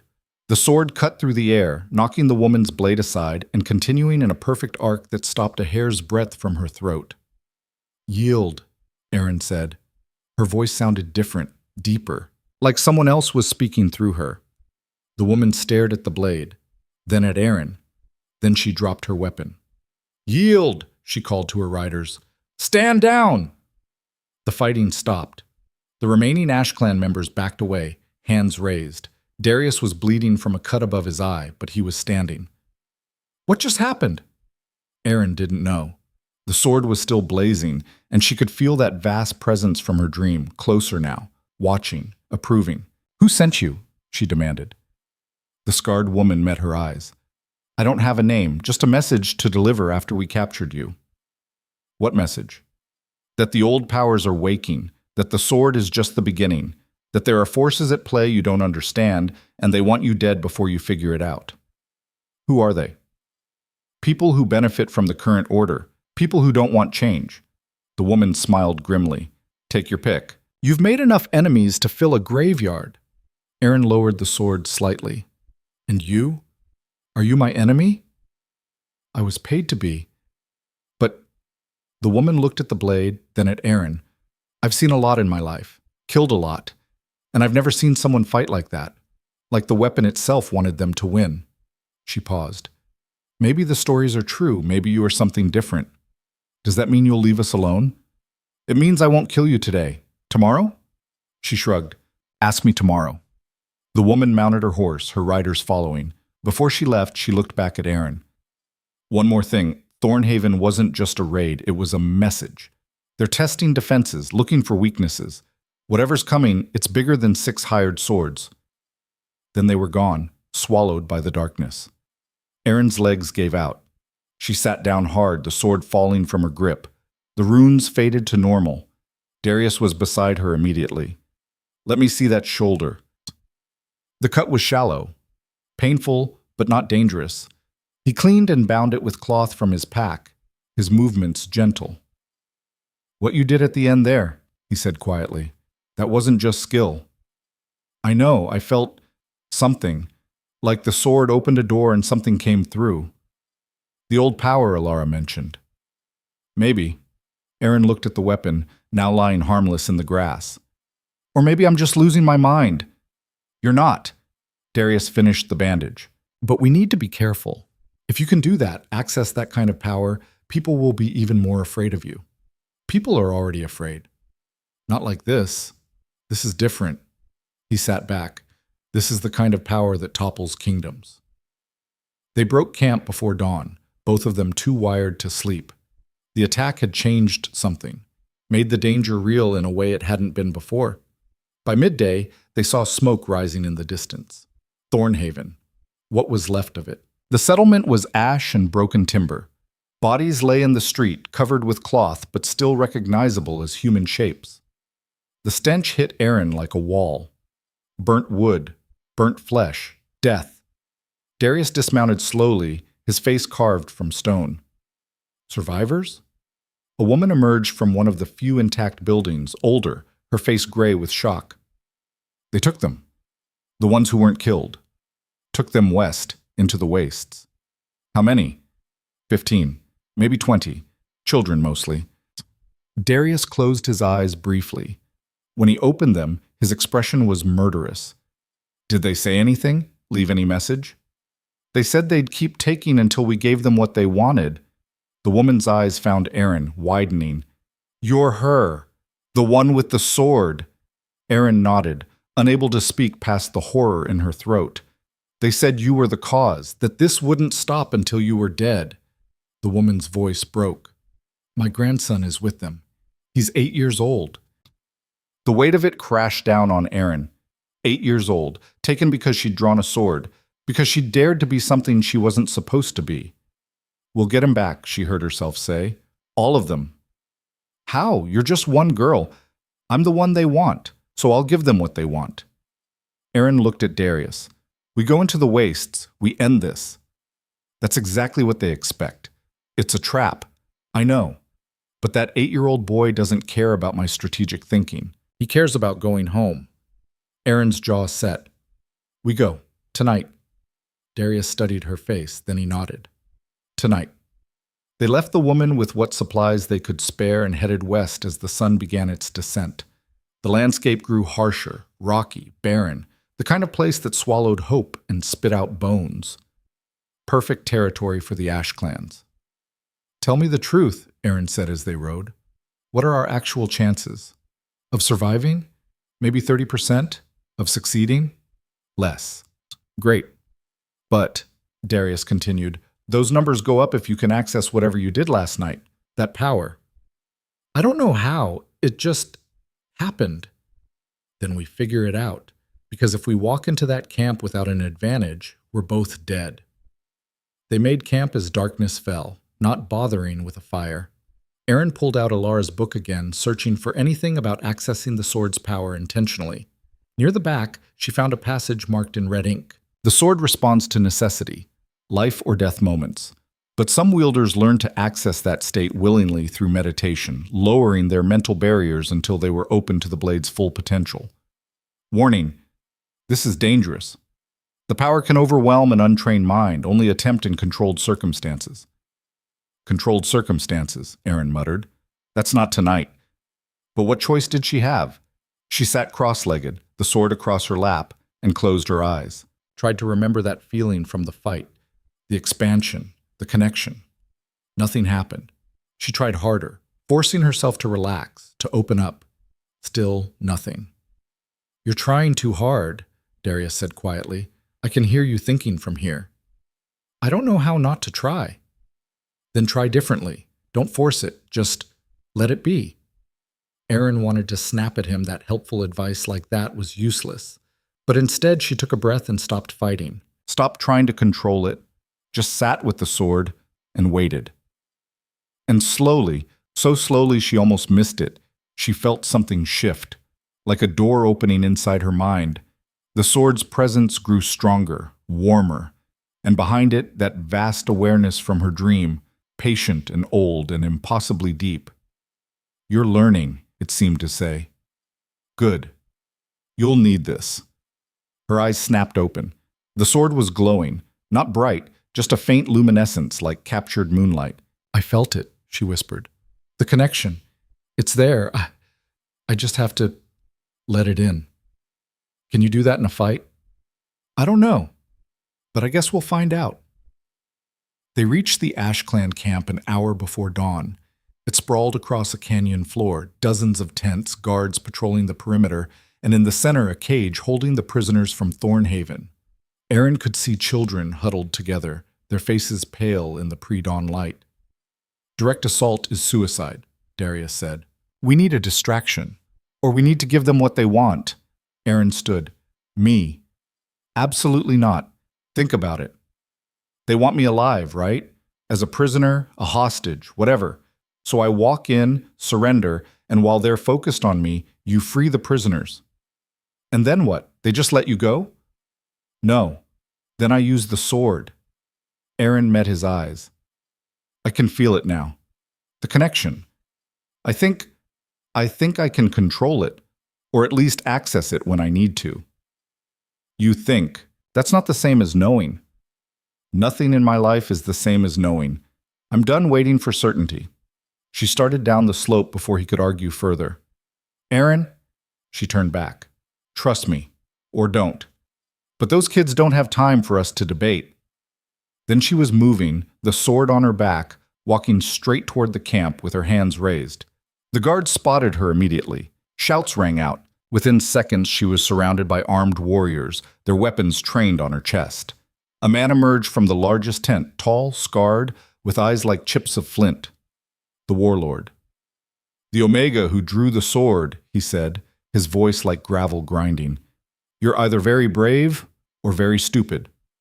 I'm told I'm both. Aaron kept her hands visible. You wanted me. Here I am. Let the prisoners go. He laughed. You think you're in a position to negotiate? I think you went to a lot of trouble to get me here, which means you want something. So let's skip the part where you pretend you're going to kill me and get to what you actually want. The warlord's eyes narrowed. Then he smiled. I like you. That's unfortunate because my orders are very clear. Orders from who? Does it matter? You've made powerful enemies, girl. Enemies who don't want you becoming what you could be. And what's that? Free. He gestured and guards grabbed her arms. But don't worry, your death will mean something. It'll serve as a reminder that the old ways don't change, that power stays where it belongs. They dragged her toward the center of camp, toward a wooden post set in the ground, clearly for executions. Erin didn't fight. She let them tie her wrists, let them position her against the post, let them think they'd won, all while reaching for that connection inside her mind, that door. The warlord drew his blade. Any last words? Yeah. Erin looked past him to where Darius was slipping through the shadows toward the prisoner cage. You should have killed me when you had the chance. The sword exploded with light. Ropes snapped. Guards flew backward. Erin stood free, the blade blazing in her hands, power flooding through every cell in her body. And this time, she understood it, controlled it, directed it. Get the children, she screamed. Then she moved. The fight was chaos incarnate. Erin cut through warriors like water through paper, the sword showing her every weakness, every opening. She wasn't just fighting, she was dancing, the blade an extension of her will. Behind her, Darius had reached the cage, freeing the prisoners. They ran for the canyon edge, scrambling up the slope. The warlord came at her with a roar, his blade crashing against the sword. The impact should have driven her back. Instead, she held. Who gave the order? She demanded. Who wants me dead? Go ask them yourself. He pressed harder, veins standing out on his neck. But Erin could see his fear now, could see that he knew he'd miscalculated. She didn't kill him, didn't need to. She disarmed him with a single motion, the sword moving faster than thought, and left him kneeling in the dirt. Tell whoever sent you, she said, her voice carrying across the camp, that I'm done running. If they want me, they can come find me, but I'm not hiding anymore. Then she was running, following Darius and the prisoners up the slope, the sword still blazing like a fallen star. They ran until the camp was miles behind them, until the children couldn't run anymore. Darius organized them, calm and efficient, while Erin stood watch, the sword finally dimming. The woman's grandson was there, pale but alive. He looked at Erin with wide eyes. You saved us, he whispered. Yeah. Erin's hands were shaking. I did. But as they began the long journey back to Black Ridge, one thing was clear. This was just the beginning, and whoever wanted her dead wasn't going to stop. The journey back to Black Ridge took 4 days instead of 2. The children couldn't move fast, and Erin refused to push them harder than necessary. They'd been through enough. Darius organized the group with military precision, rotating scouts, rationing supplies, keeping morale up with stories and small comforts. But Erin could see the weight settling on him. Every delay was a risk. Every hour they spent in the open was another chance for the Ash clans to regroup and come after them. On the second night, when the children were finally asleep and the watch had been set, Darius found Erin sitting apart from the others. She was staring at the sword, laid across her knees, the runes dim but still faintly glowing. You should rest, he said, settling beside her. Can't. Every time I close my eyes, I see them. The bodies in Thornhaven. That 8-year-old boy's face when we found him in the cage. She looked at Darius. People died because I drew a sword. How am I supposed to sleep with that? People died because someone wanted them to die. Someone who saw an opportunity to use you as an excuse for violence they were already planning. His voice was firm. Don't take responsibility for other people's evil. Easy to say. Not easy at all. I do it every day. Darius picked up a stick, drawing absent patterns in the dirt. Every decision I make as king affects hundreds of lives. People I'll never meet. And some of those people die because of choices I made or didn't make. If I took responsibility for all of it, I'd never get out of bed. So how do you live with it? I focus on what I can control, and I try to make the next decision better than the last one. He looked at her. You saved those children. You walked into an enemy camp alone because it was the right thing to do. That matters. Does it? Because it feels like all I did was make more enemies. That warlord, before I disarmed him, he said powerful people want me dead. People who don't want me becoming what I could be. Erin's hands tightened on the sword. What does that even mean? It means you scare them. Not because of what you are now, but because of what you represent. Change. The possibility that everything they've built their lives on is wrong. I didn't ask to represent anything. I just wanted to survive. I know.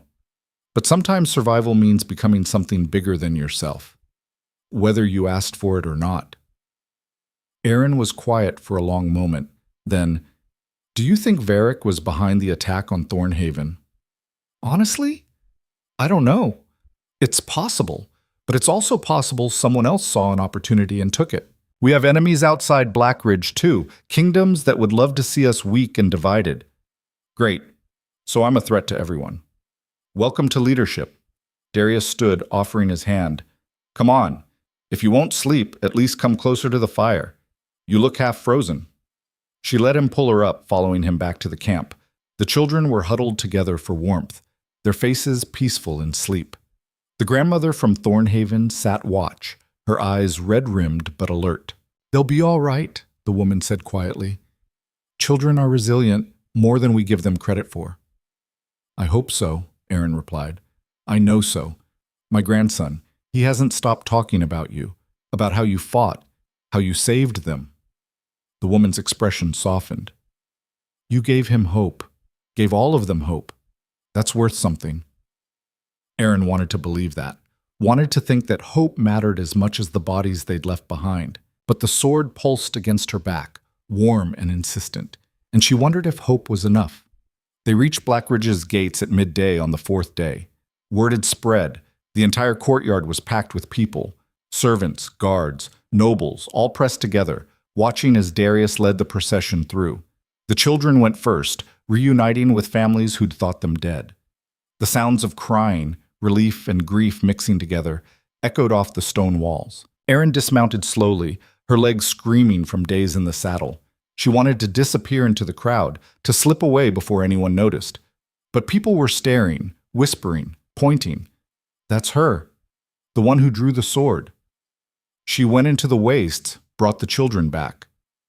I heard she fought an entire Ash Clan camp alone. The stories were already changing, growing, becoming myth. Aaron felt sick. Then someone started clapping.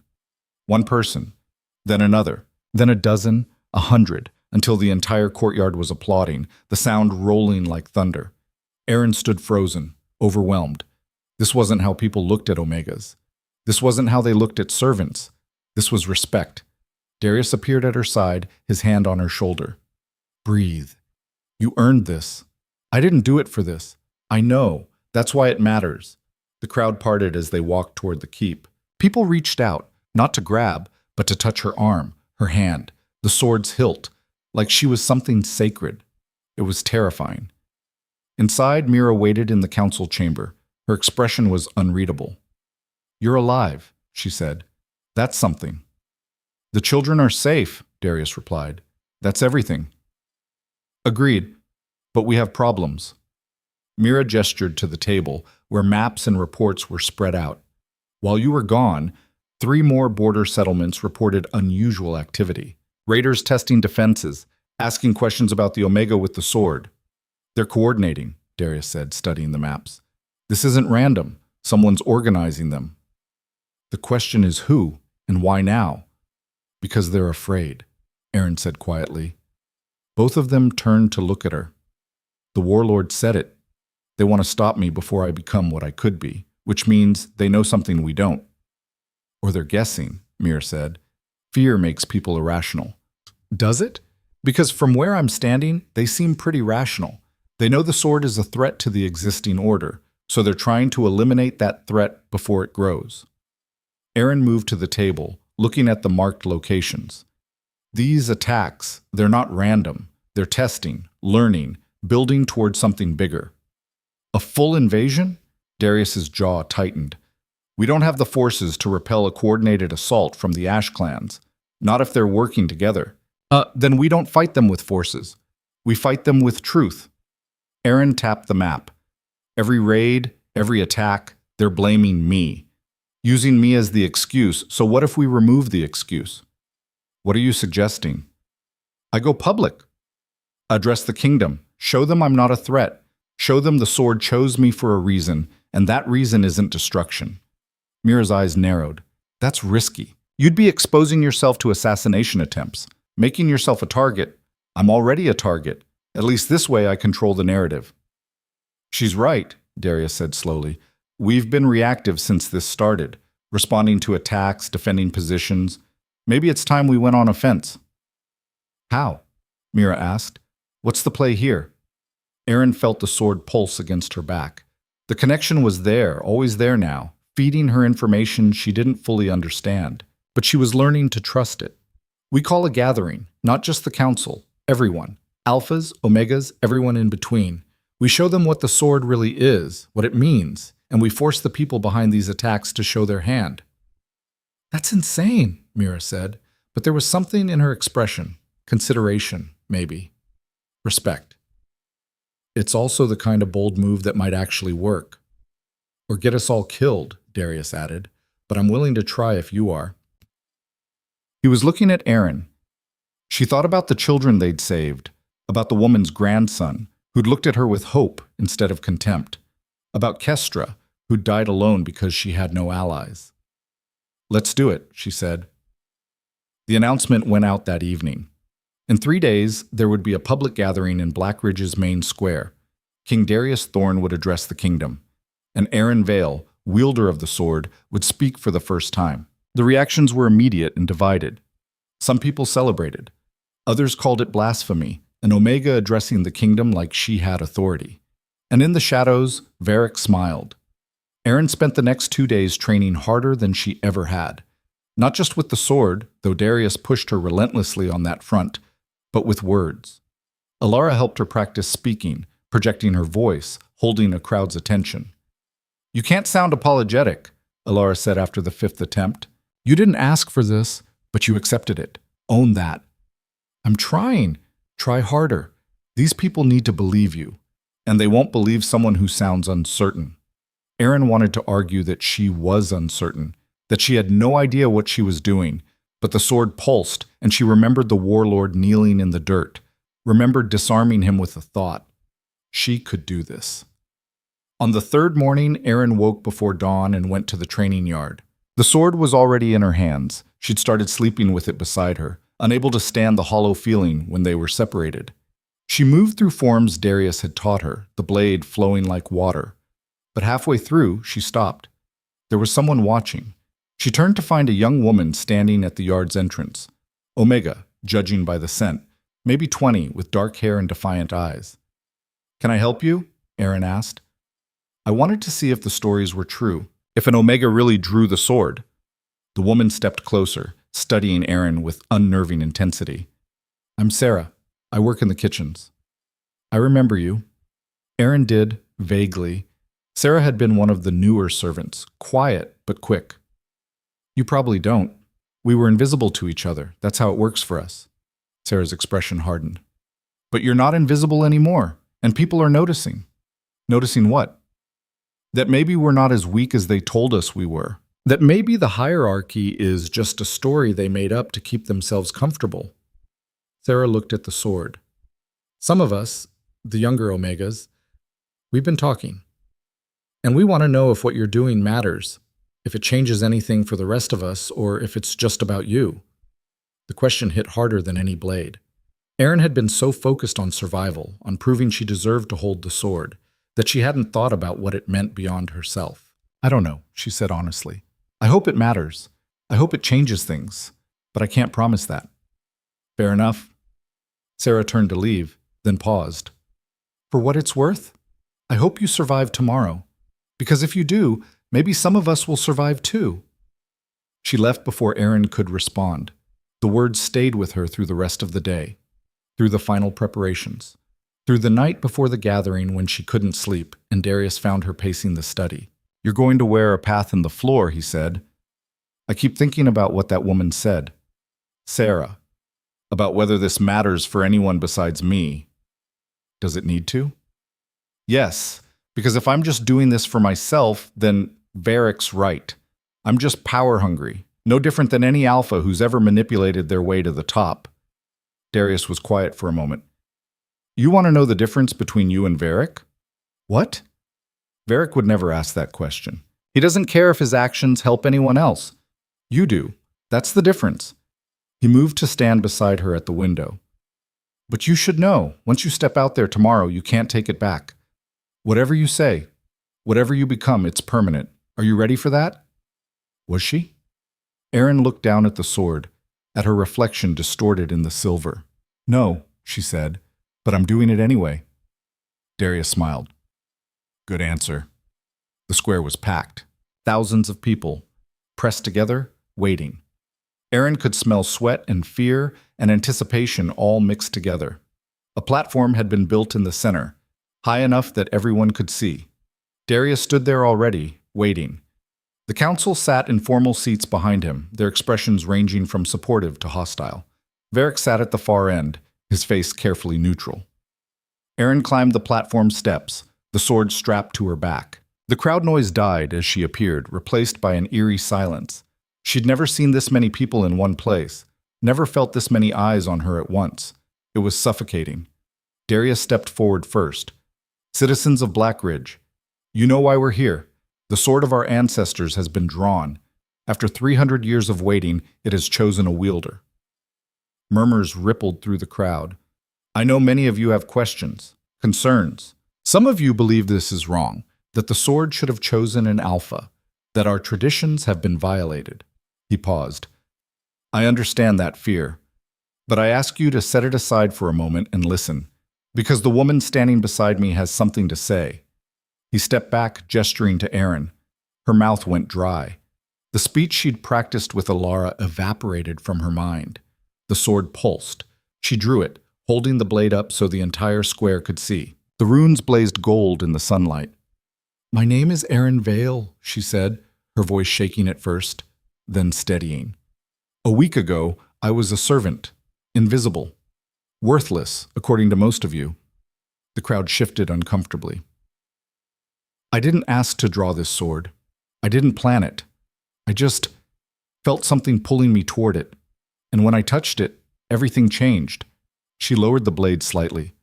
I know what you're thinking, that this is wrong, that an Omega can't possibly be worthy of a weapon meant for kings, that I must have cheated somehow, manipulated events, used forbidden magic. You did, someone shouted from the crowd. Aaron looked in that direction. Then let the sword prove it. This blade knows truth.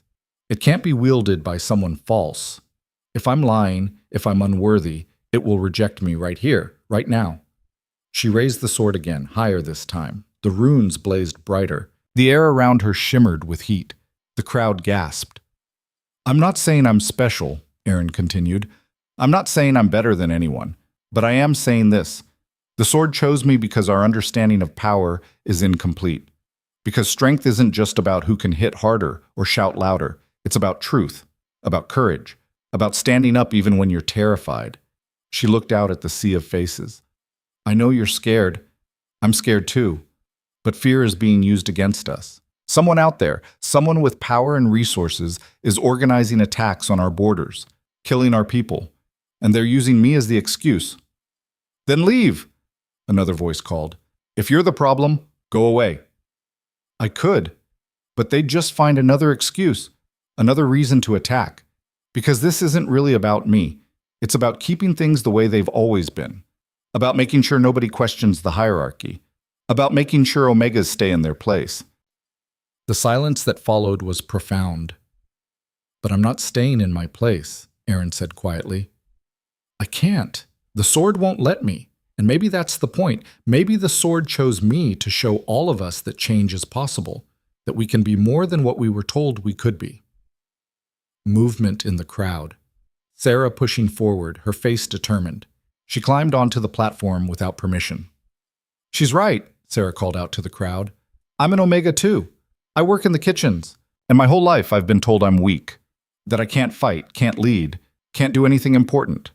But watching her, watching what she's done, I don't believe that anymore. More movement. Other Omegas stepping forward. Not many, maybe a dozen, but enough. We're not weak, one of them said. An older man, scarred from years of hard labor. We've been surviving in a system designed to break us. That takes strength. The crowd erupted, shouting, arguments breaking out. Some people trying to pull the Omegas down, others defending them. Varric stood, his voice cutting through the chaos. This is exactly what I warned about. Division, chaos, the natural order collapsing. There's nothing natural about it, Aaron shot back. You built the hierarchy. You enforce it. You benefit from it. Of course you call it natural. It makes you feel better about what you've done. What I've done? I've maintained stability. I've kept this kingdom functioning while you've been tearing it apart. You've maintained control. There's a difference. Varric's composure finally cracked. You arrogant little. You have no idea what you're doing. You think because you drew a sword you understand power? You understand nothing. You're a child playing with forces you can't comprehend, and you're going to get people killed. People are already dying because of choices you and others like you made. Because you'd rather watch the kingdom burn than admit you were wrong. I was wrong? Varric laughed bitterly. I'm not the one who unleashed this disaster. I'm trying to contain it. By sending assassins after me? By coordinating with the Ash clans? The accusation hung in the air like poison. Varric went very still. That's a serious claim. Then deny it, with the sword as witness. The crowd fell silent. Everyone knew the stories now, that the sword could sense lies. Varric's eyes flickered to the blade, then away. I don't need to prove anything to you. Because you can't. Aaron felt the sword's power building, that familiar heat. You contacted the Ash clans, told them where to strike, promised them something if they killed me. Didn't you? Prove it. I don't have to. You just did. Aaron pointed the sword at him. An innocent man would have denied it immediately. You hesitated because you're calculating whether lying will work, but the sword already knows the truth. The blade blazed white-hot, runes burning like stars. And in that moment, Aaron saw it. Not just Varric's guilt, but the whole conspiracy. The messages he'd sent, the promises he'd made. The network of people who'd helped him, all terrified of change, all willing to kill to prevent it. You sold out your own kingdom, she said, her voice shaking with rage. You let children die because you were afraid of losing power. I protected the kingdom from you. Varric snarled, his careful mask shattering. From what you represent, if we let Omegas rise, if we abandon the hierarchy, everything collapses. There has to be order. Order built on murder isn't order. It's tyranny. Darius stepped forward, his hand on his sword. Lord Kael Varric, you're under arrest for treason, conspiracy to commit murder, and collusion with foreign enemies. Guards moved in. Varric didn't resist. He was too smart for that, but his eyes stayed locked on Aaron.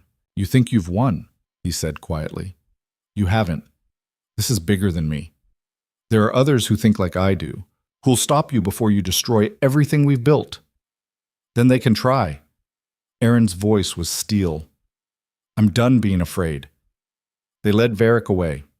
The crowd erupted again, some cheering, some protesting, all of them processing what they'd just witnessed. Aaron lowered the sword, suddenly exhausted. The power drained from her like water, leaving her hollow. Darius caught her arm as she swayed. Easy. You did it. Did I? Because it feels like I just made everything worse. You exposed a traitor. You gave hope to people who'd lost it, and you proved that the sword chose correctly. He smiled slightly. I'd call that a win. Mira approached, her expression thoughtful. That was well done. Risky, but effective. She glanced at the crowd, where Omegas and Alphas were still arguing, but also, in some cases, actually talking. You started something here. I'm not sure where it goes, but it started. Is that good or bad? Both. Change always is. Mira's eyes hardened. But Varric was right about one thing. There are others who think like him. This isn't over. I know. Aaron looked out at the crowd, at the faces watching her, some hopeful, some angry, all of them uncertain. But at least now we know who the enemy is. The gathering dispersed slowly. Aaron stayed on the platform, watching people leave. Some of the Omegas who'd stood with her approached, thanking her, asking questions she didn't know how to answer. Sarah was the last to leave. You did good, she said simply.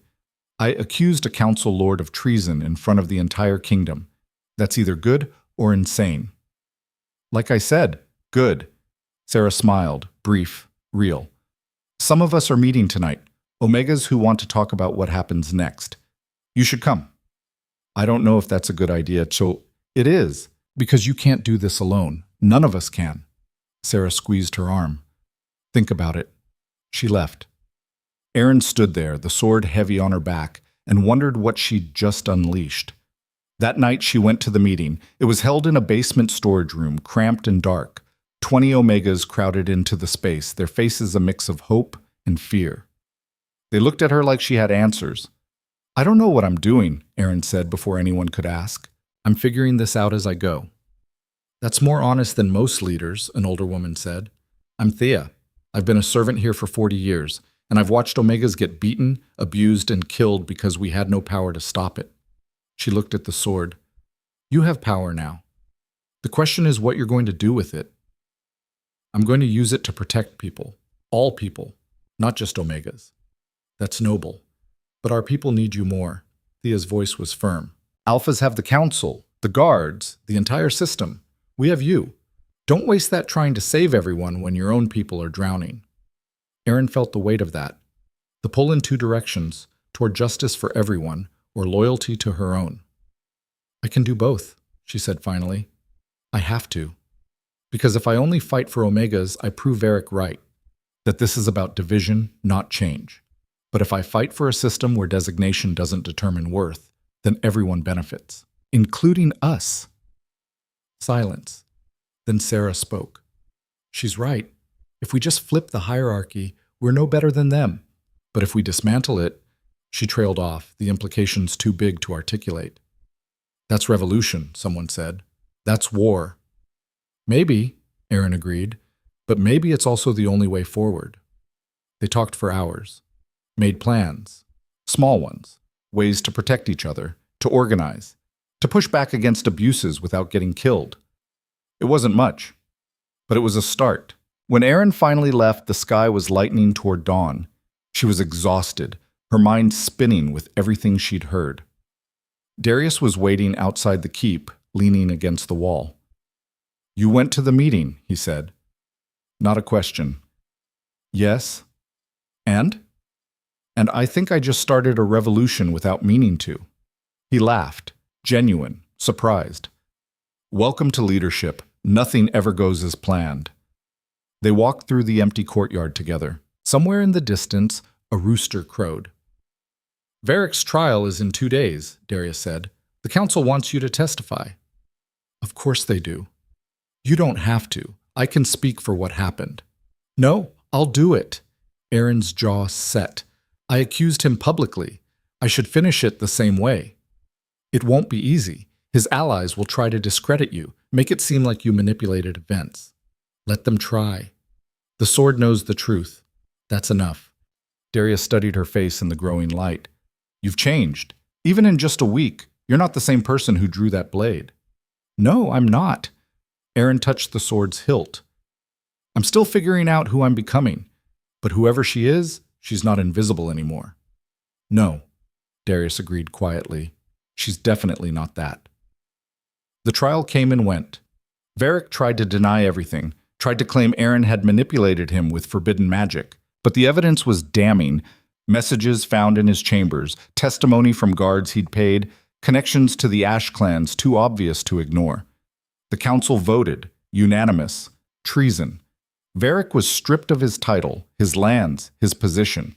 He would spend the rest of his life in Blackridge's deepest cell.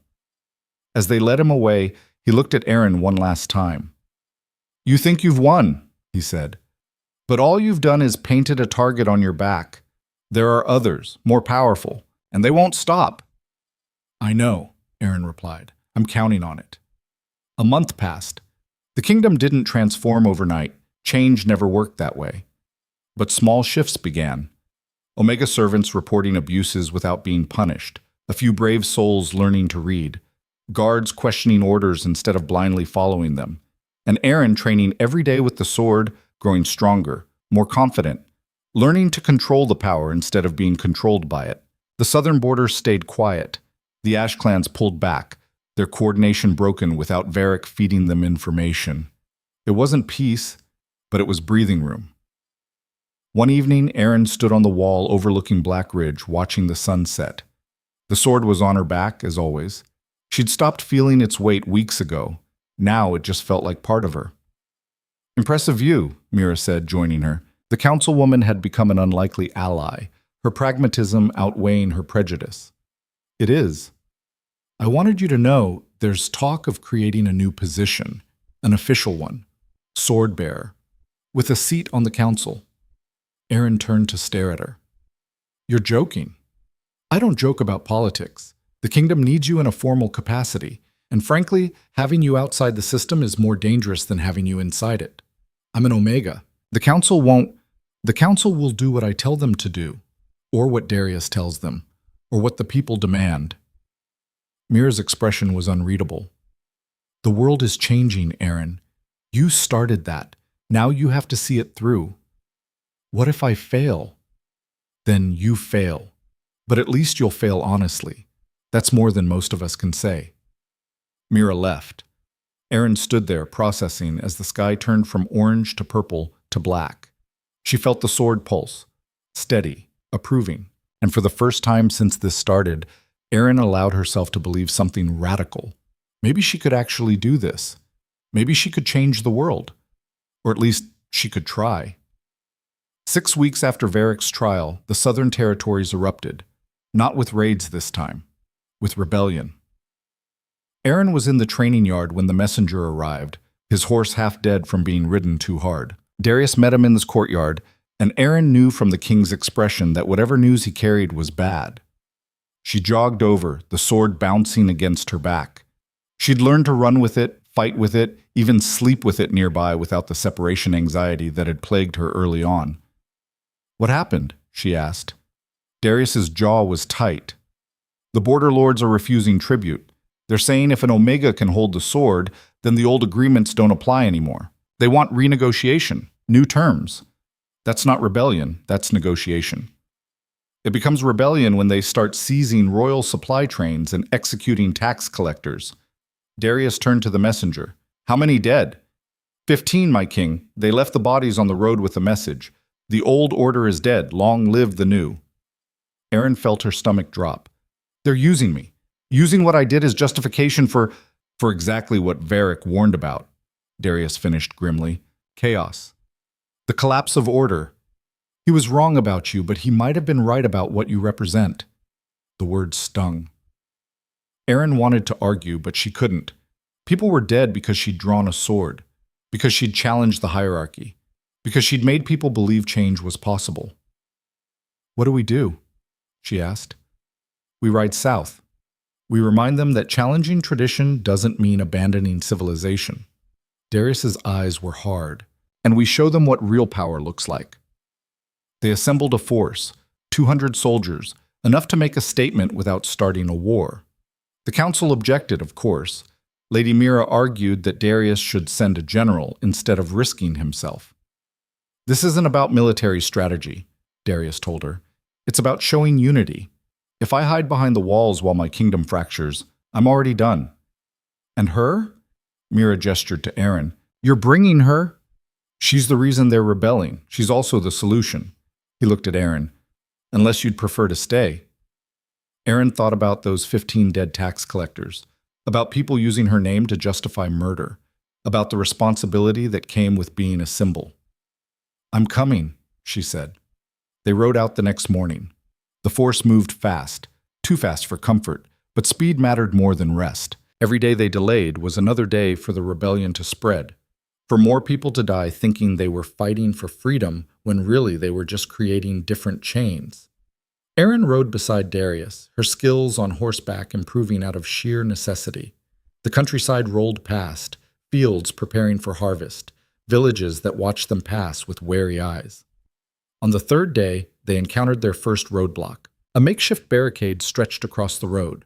Fallen trees, broken carts, anything the rebels could pile together. Behind it stood maybe 50 people, armed with farm tools and hunting weapons. Not soldiers. Farmers. Craftsmen. Ordinary people who'd decided they were done being ordinary. A man stepped forward, older, with sun-weathered skin and hands scarred from field work. "King Darius, we heard you were coming." "Then you know why I'm here," Darius replied, his voice carrying. "Stand aside. This doesn't have to end badly." "Doesn't it?" The man gestured to his companions. "We've been standing aside our whole lives, taking orders, paying tribute, watching our children starve while nobles feast. You tell us the system is fair, that everyone has their place. But then she," he pointed at Aaron, "she draws a sword no alpha could touch, and suddenly we're supposed to believe the system works?" "The system is changing," Aaron said, moving her horse forward. "But not like this." Not with murder. We didn't start the murdering. Your tax collectors did that years ago when they took food from families who were already starving. So you kill them? That makes you better? It makes us free. The man's eyes were fever bright. You showed us that was possible. You and Omega standing up to the council, fighting for yourself. Why can't we do the same? The logic was poisonous and perfect. Erin felt trapped by her own example. Because I fought for truth, she said carefully. For fairness, not for revenge. If you kill people just because they enforced a system they were born into, you're not creating freedom. You're creating a different kind of tyranny. Easy to say when you're riding with the king's army. I'm riding with the king's army because I'm trying to stop more people from dying. Erin's hands tightened on the reins. You want change? Real change. Then help me build it. But you can't build anything on bodies. The man studied her for a long moment. Then he spat on the ground. Words. Just like every other noble. You got yours, now you're telling us to wait for ours. I'm telling you there's a difference between justice and murder. And if you can't see that, then you're going to destroy everything I'm trying to create. Maybe it needs to be destroyed. He raised his hand and the people behind the barricade lifted their weapons. Darius's soldiers drew swords. The air went electric with potential violence. Stop, Erin said, her voice cutting through the tension. She dismounted, walking toward the barricade. Behind her, she heard Darius curse. What are you doing? He called. Proving a point. She stopped a few feet from the barrier, close enough that any of them could strike her down. The sword stayed on her back. She didn't draw it. I was a servant, she said, loud enough for everyone to hear. For 24 years, I scrubbed floors and hauled water and made myself invisible because that was how I survived. I know what it's like to be powerless, to watch people above you waste food while you're hungry, to be hurt and have nowhere to turn. The rebels were listening now, some of their weapons lowered slightly. And when I drew the sword, I thought, finally, I matter. Finally, I have power. She paused. But power isn't the point. Truth is, justice is. If I use the sword just to elevate myself, just to get revenge on everyone who ever hurt me, then I'm no different than the people who kept me down. I'm just perpetuating the same cycle with different victims. So what are you saying? The leader asked. That we should just accept things as they are? No. I'm saying we change things the right way. We prove that Omegas can lead not because we can fight, though we can, but because we can think. We can plan. We can build systems that actually work instead of just tearing down the old ones. She looked him in the eye. Help me do that, please, because if this descends into civil war, we all lose. Alphas, Omegas, everyone. Silence stretched. The man's jaw worked, emotions warring across his face. Then a woman behind him spoke. She's right, Marcus. Killing tax collectors isn't going to change anything. It just gives them an excuse to kill us back. They'll kill us anyway, Marcus said, but his conviction was wavering. Maybe, but at least if we try her way, we can say we tried something other than violence. The woman stepped forward, lowering her weapon. I'll listen. I'll give her a chance. Others followed, not all of them, but enough. Marcus stared at the ground, then at Erin, then at his dwindling support. Finally, he lowered his arm. One chance. But if this is a trick, if you're just saying what we want to hear so you can arrest us later, then I'll deserve whatever happens, Erin interrupted. But I give you my word, I'm trying to build something better. And I need people like you, people who've been hurt by the system, to help me do it. Slowly, reluctantly, they began dismantling the barricade. Darius rode up beside Erin, his expression unreadable. That was either brilliant or suicidal. Probably both. Erin's legs felt weak. The adrenaline was fading, leaving her hollow. You realize you just promised them reforms I'm not sure I can deliver. Then we figure out how to deliver them. Because if we don't, this happens everywhere. And next time, words won't be enough. They continued south. The force was quieter now, the soldiers processing what they'd witnessed. An Omega talking down a rebellion with nothing but words. It didn't fit their understanding of how power worked. That night, camped in a clearing, Darius called his commanders together. Erin sat with them, still strange to be included in military planning. The border lords are fortified in Greystone Keep, one of the commanders reported. 60 fighters, maybe more. They have supplies for a siege. We don't have time for a siege, Darius said. And I don't want to start a war with my own people. We need them to surrender voluntarily. Why would they do that? Because we offer them what they want. Real representation. A seat at the table. He looked at Aaron. You said you wanted to build something new. Here's your chance. What would a fair system look like? Aaron's mind raced. She'd spent weeks talking with other Omegas, discussing possibilities, but those had been abstractions. This was real. Councils at every level, she said slowly. Local, regional, kingdom-wide, with representation based on population, not designation. Alphas, Omegas, everyone votes for who represents them. One of the commanders snorted. That's chaos. You can't let everyone vote. Most people don't understand governance. Most people understand fairness, and they understand when they're being exploited. Aaron's voice hardened.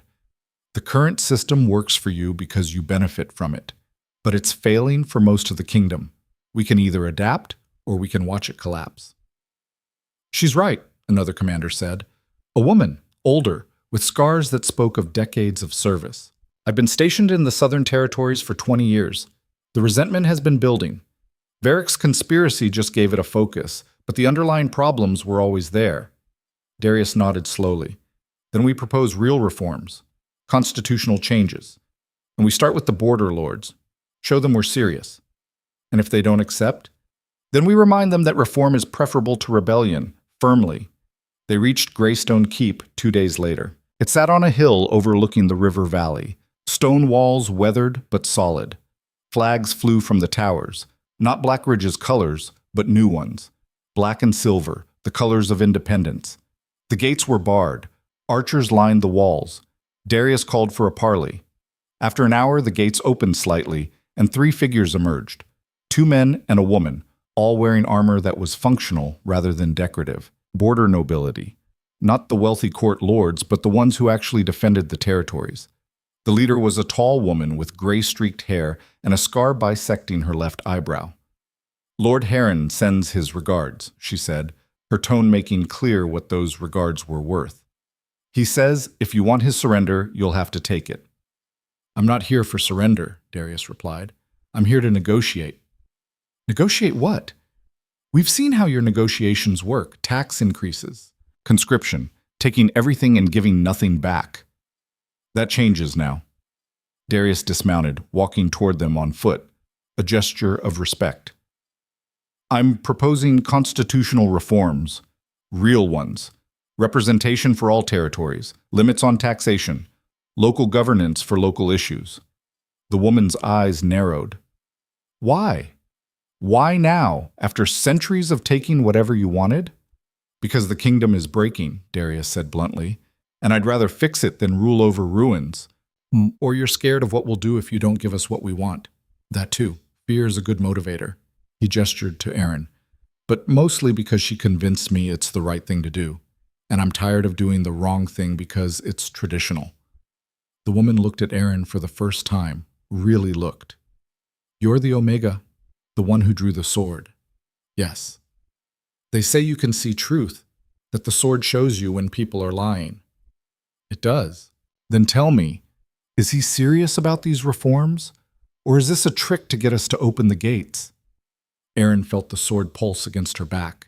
The connection opened, and she could see Darius's sincerity clearly, his exhaustion, his doubt, but also his genuine desire to make things better, to be a king worth following instead of just a king by birth. He's serious, Aaron said. He's also terrified it won't work, but he's going to try anyway. The woman blinked. Then surprisingly, she laughed. Well, that's more honest than I expected. Honesty is kind of my thing now, Aaron said. Apparently, the woman exchanged glances with her companions. I'll take your message to Lord Heron, but I can't promise anything. I'm not asking for promises, just for a chance to talk. They withdrew. Darius's forces waited, tense, while negotiations happened behind closed doors. Aaron paced the camp, unable to settle. You did well back there, Darius said, finding her near the edge of camp. using the sword to verify my intentions. That was smart. It was the truth. I didn't do anything special. The truth is special, especially in politics. He was quiet for a moment. What you said about me being terrified, you saw that clearly. Yes. You're afraid the reforms won't be enough, that you'll lose control, that you'll fail and the kingdom will collapse anyway. And you told them that. Would you prefer I lied? No, but it's unsettling how completely you can see through me. Despite his words, he smiled slightly. Though I suppose that's the point. If I'm asking people to trust me, I should be willing to be transparent, even when it's uncomfortable. 3 hours later, the gates opened again. This time, Lord Heron himself emerged. He was younger than Aaron expected, maybe 40, with a practical bearing and eyes that assessed everything. He walked directly to Darius, ignoring protocol. Your reforms, he said without preamble. I want them in writing, signed, witnessed, and I want the Omega to verify you mean them. Darius didn't hesitate. Done. They spent the night drafting documents. Aaron sat with them, the sword laid across the table like a third negotiator. Every time someone proposed something insincere, a loophole, a way to undermine the spirit while following the letter, the sword pulsed and Aaron called it out. It was exhausting, brutal. But by dawn they had something real, a charter, constitutional limits on royal power, representation for all territories, protections for Omegas, mechanisms for peaceful change instead of violent rebellion. It wasn't perfect, but it was a start. Lord Heron read it 3 times. Then he looked at Aaron. This is real? He'll actually honor this? Aaron felt the sword's confirmation. Yes. And you? You'll enforce it? Because words on paper mean nothing if there's no one willing to stand behind them. I'll stand behind it, even if it costs me. Heron studied her face. Then he offered his hand to Darius. All right, we'll try it your way. But if you betray this, if you go back on any of it, we'll finish what we started here. Fair enough, Darius said, shaking his hand. The rebellion ended not with battle, but with signatures. Word spread fast. Within weeks, other territories were demanding the same charter. Some lords resisted, tried to claim it was illegal, that Darius was overstepping his authority. But the momentum was unstoppable, and every time someone questioned whether the reforms were genuine, Aaron was there with the sword, verifying truth, exposing lies. She became something unprecedented. Not quite a council member, not quite a judge, but something new. A living check on power. An enforcer of honesty. The council hated it, or at least some of them did. Mira adapted with her usual pragmatism. If we have to operate in the light, we'll learn to operate in the light. Better than the alternative. Others were less gracious. There were attempts to undermine Aaron, rumors, accusations, even one poorly planned assassination attempt that she saw coming hours in advance. But she survived. And slowly, grudgingly, the kingdom began to change. 6 months after drawing the sword, Aaron stood in the Great Hall again. But this time, she wasn't a servant pretending to be invisible.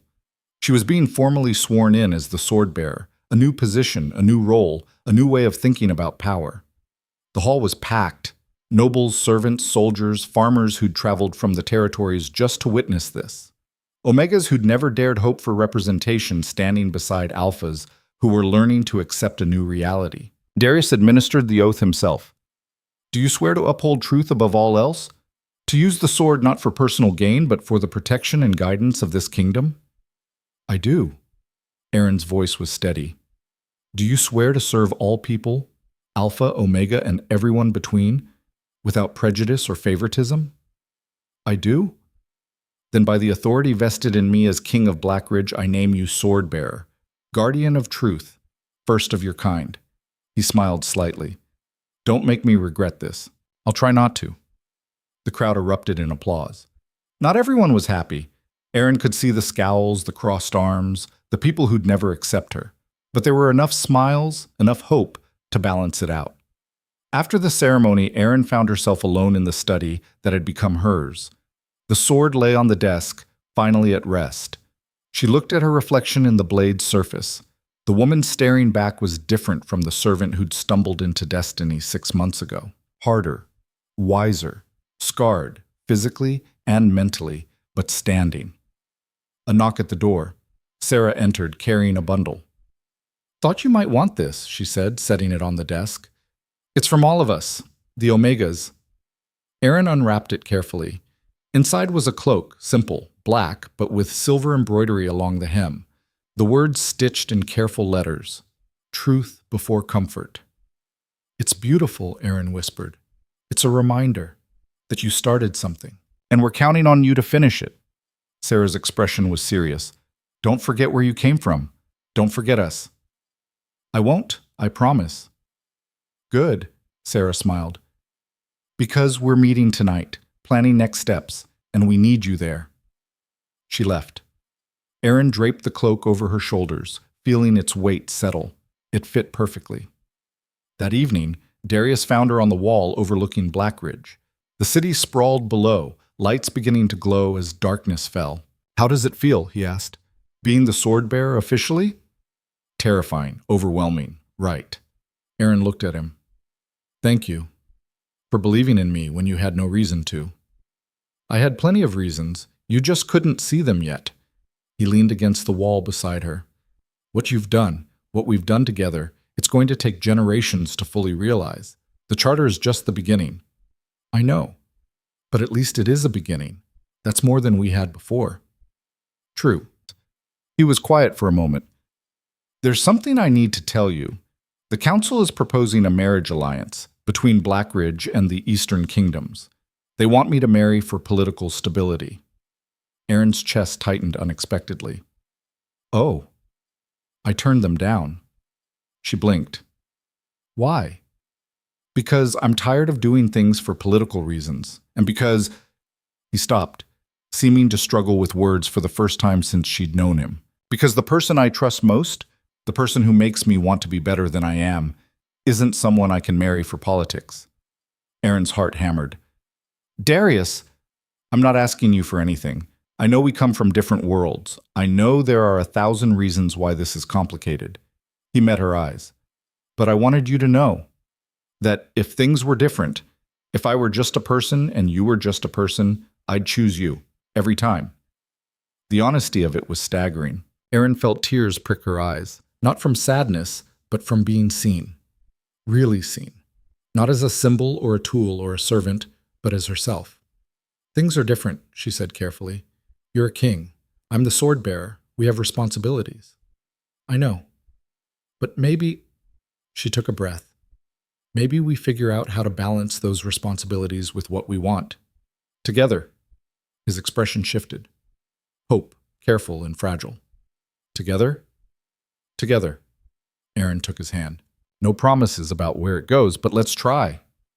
He smiled, genuine, unguarded. I can work with that. They stood there as the stars emerged, hands linked, watching over a kingdom that was slowly, painfully, learning to be better. It wasn't perfect. It never would be. There would be setbacks, resistance, people who'd fight change with everything they had. But for the first time in 300 years, the sword had chosen, and the person it chose was building something worth fighting for. A year after drawing the sword, Aaron stood before the first elected council. Not the old hereditary council, but representatives chosen by the people. Alphas and Omegas sitting side by side, arguing policy instead of designation. She'd fought for this, bled for it, lost sleep and friends and pieces of herself to make it real. And now, watching them debate how to allocate resources fairly, how to protect everyone instead of just the powerful, she felt something unexpected. Peace. Not the absence of struggle, there would always be struggle, but the sense that the struggle mattered, that it was building toward something.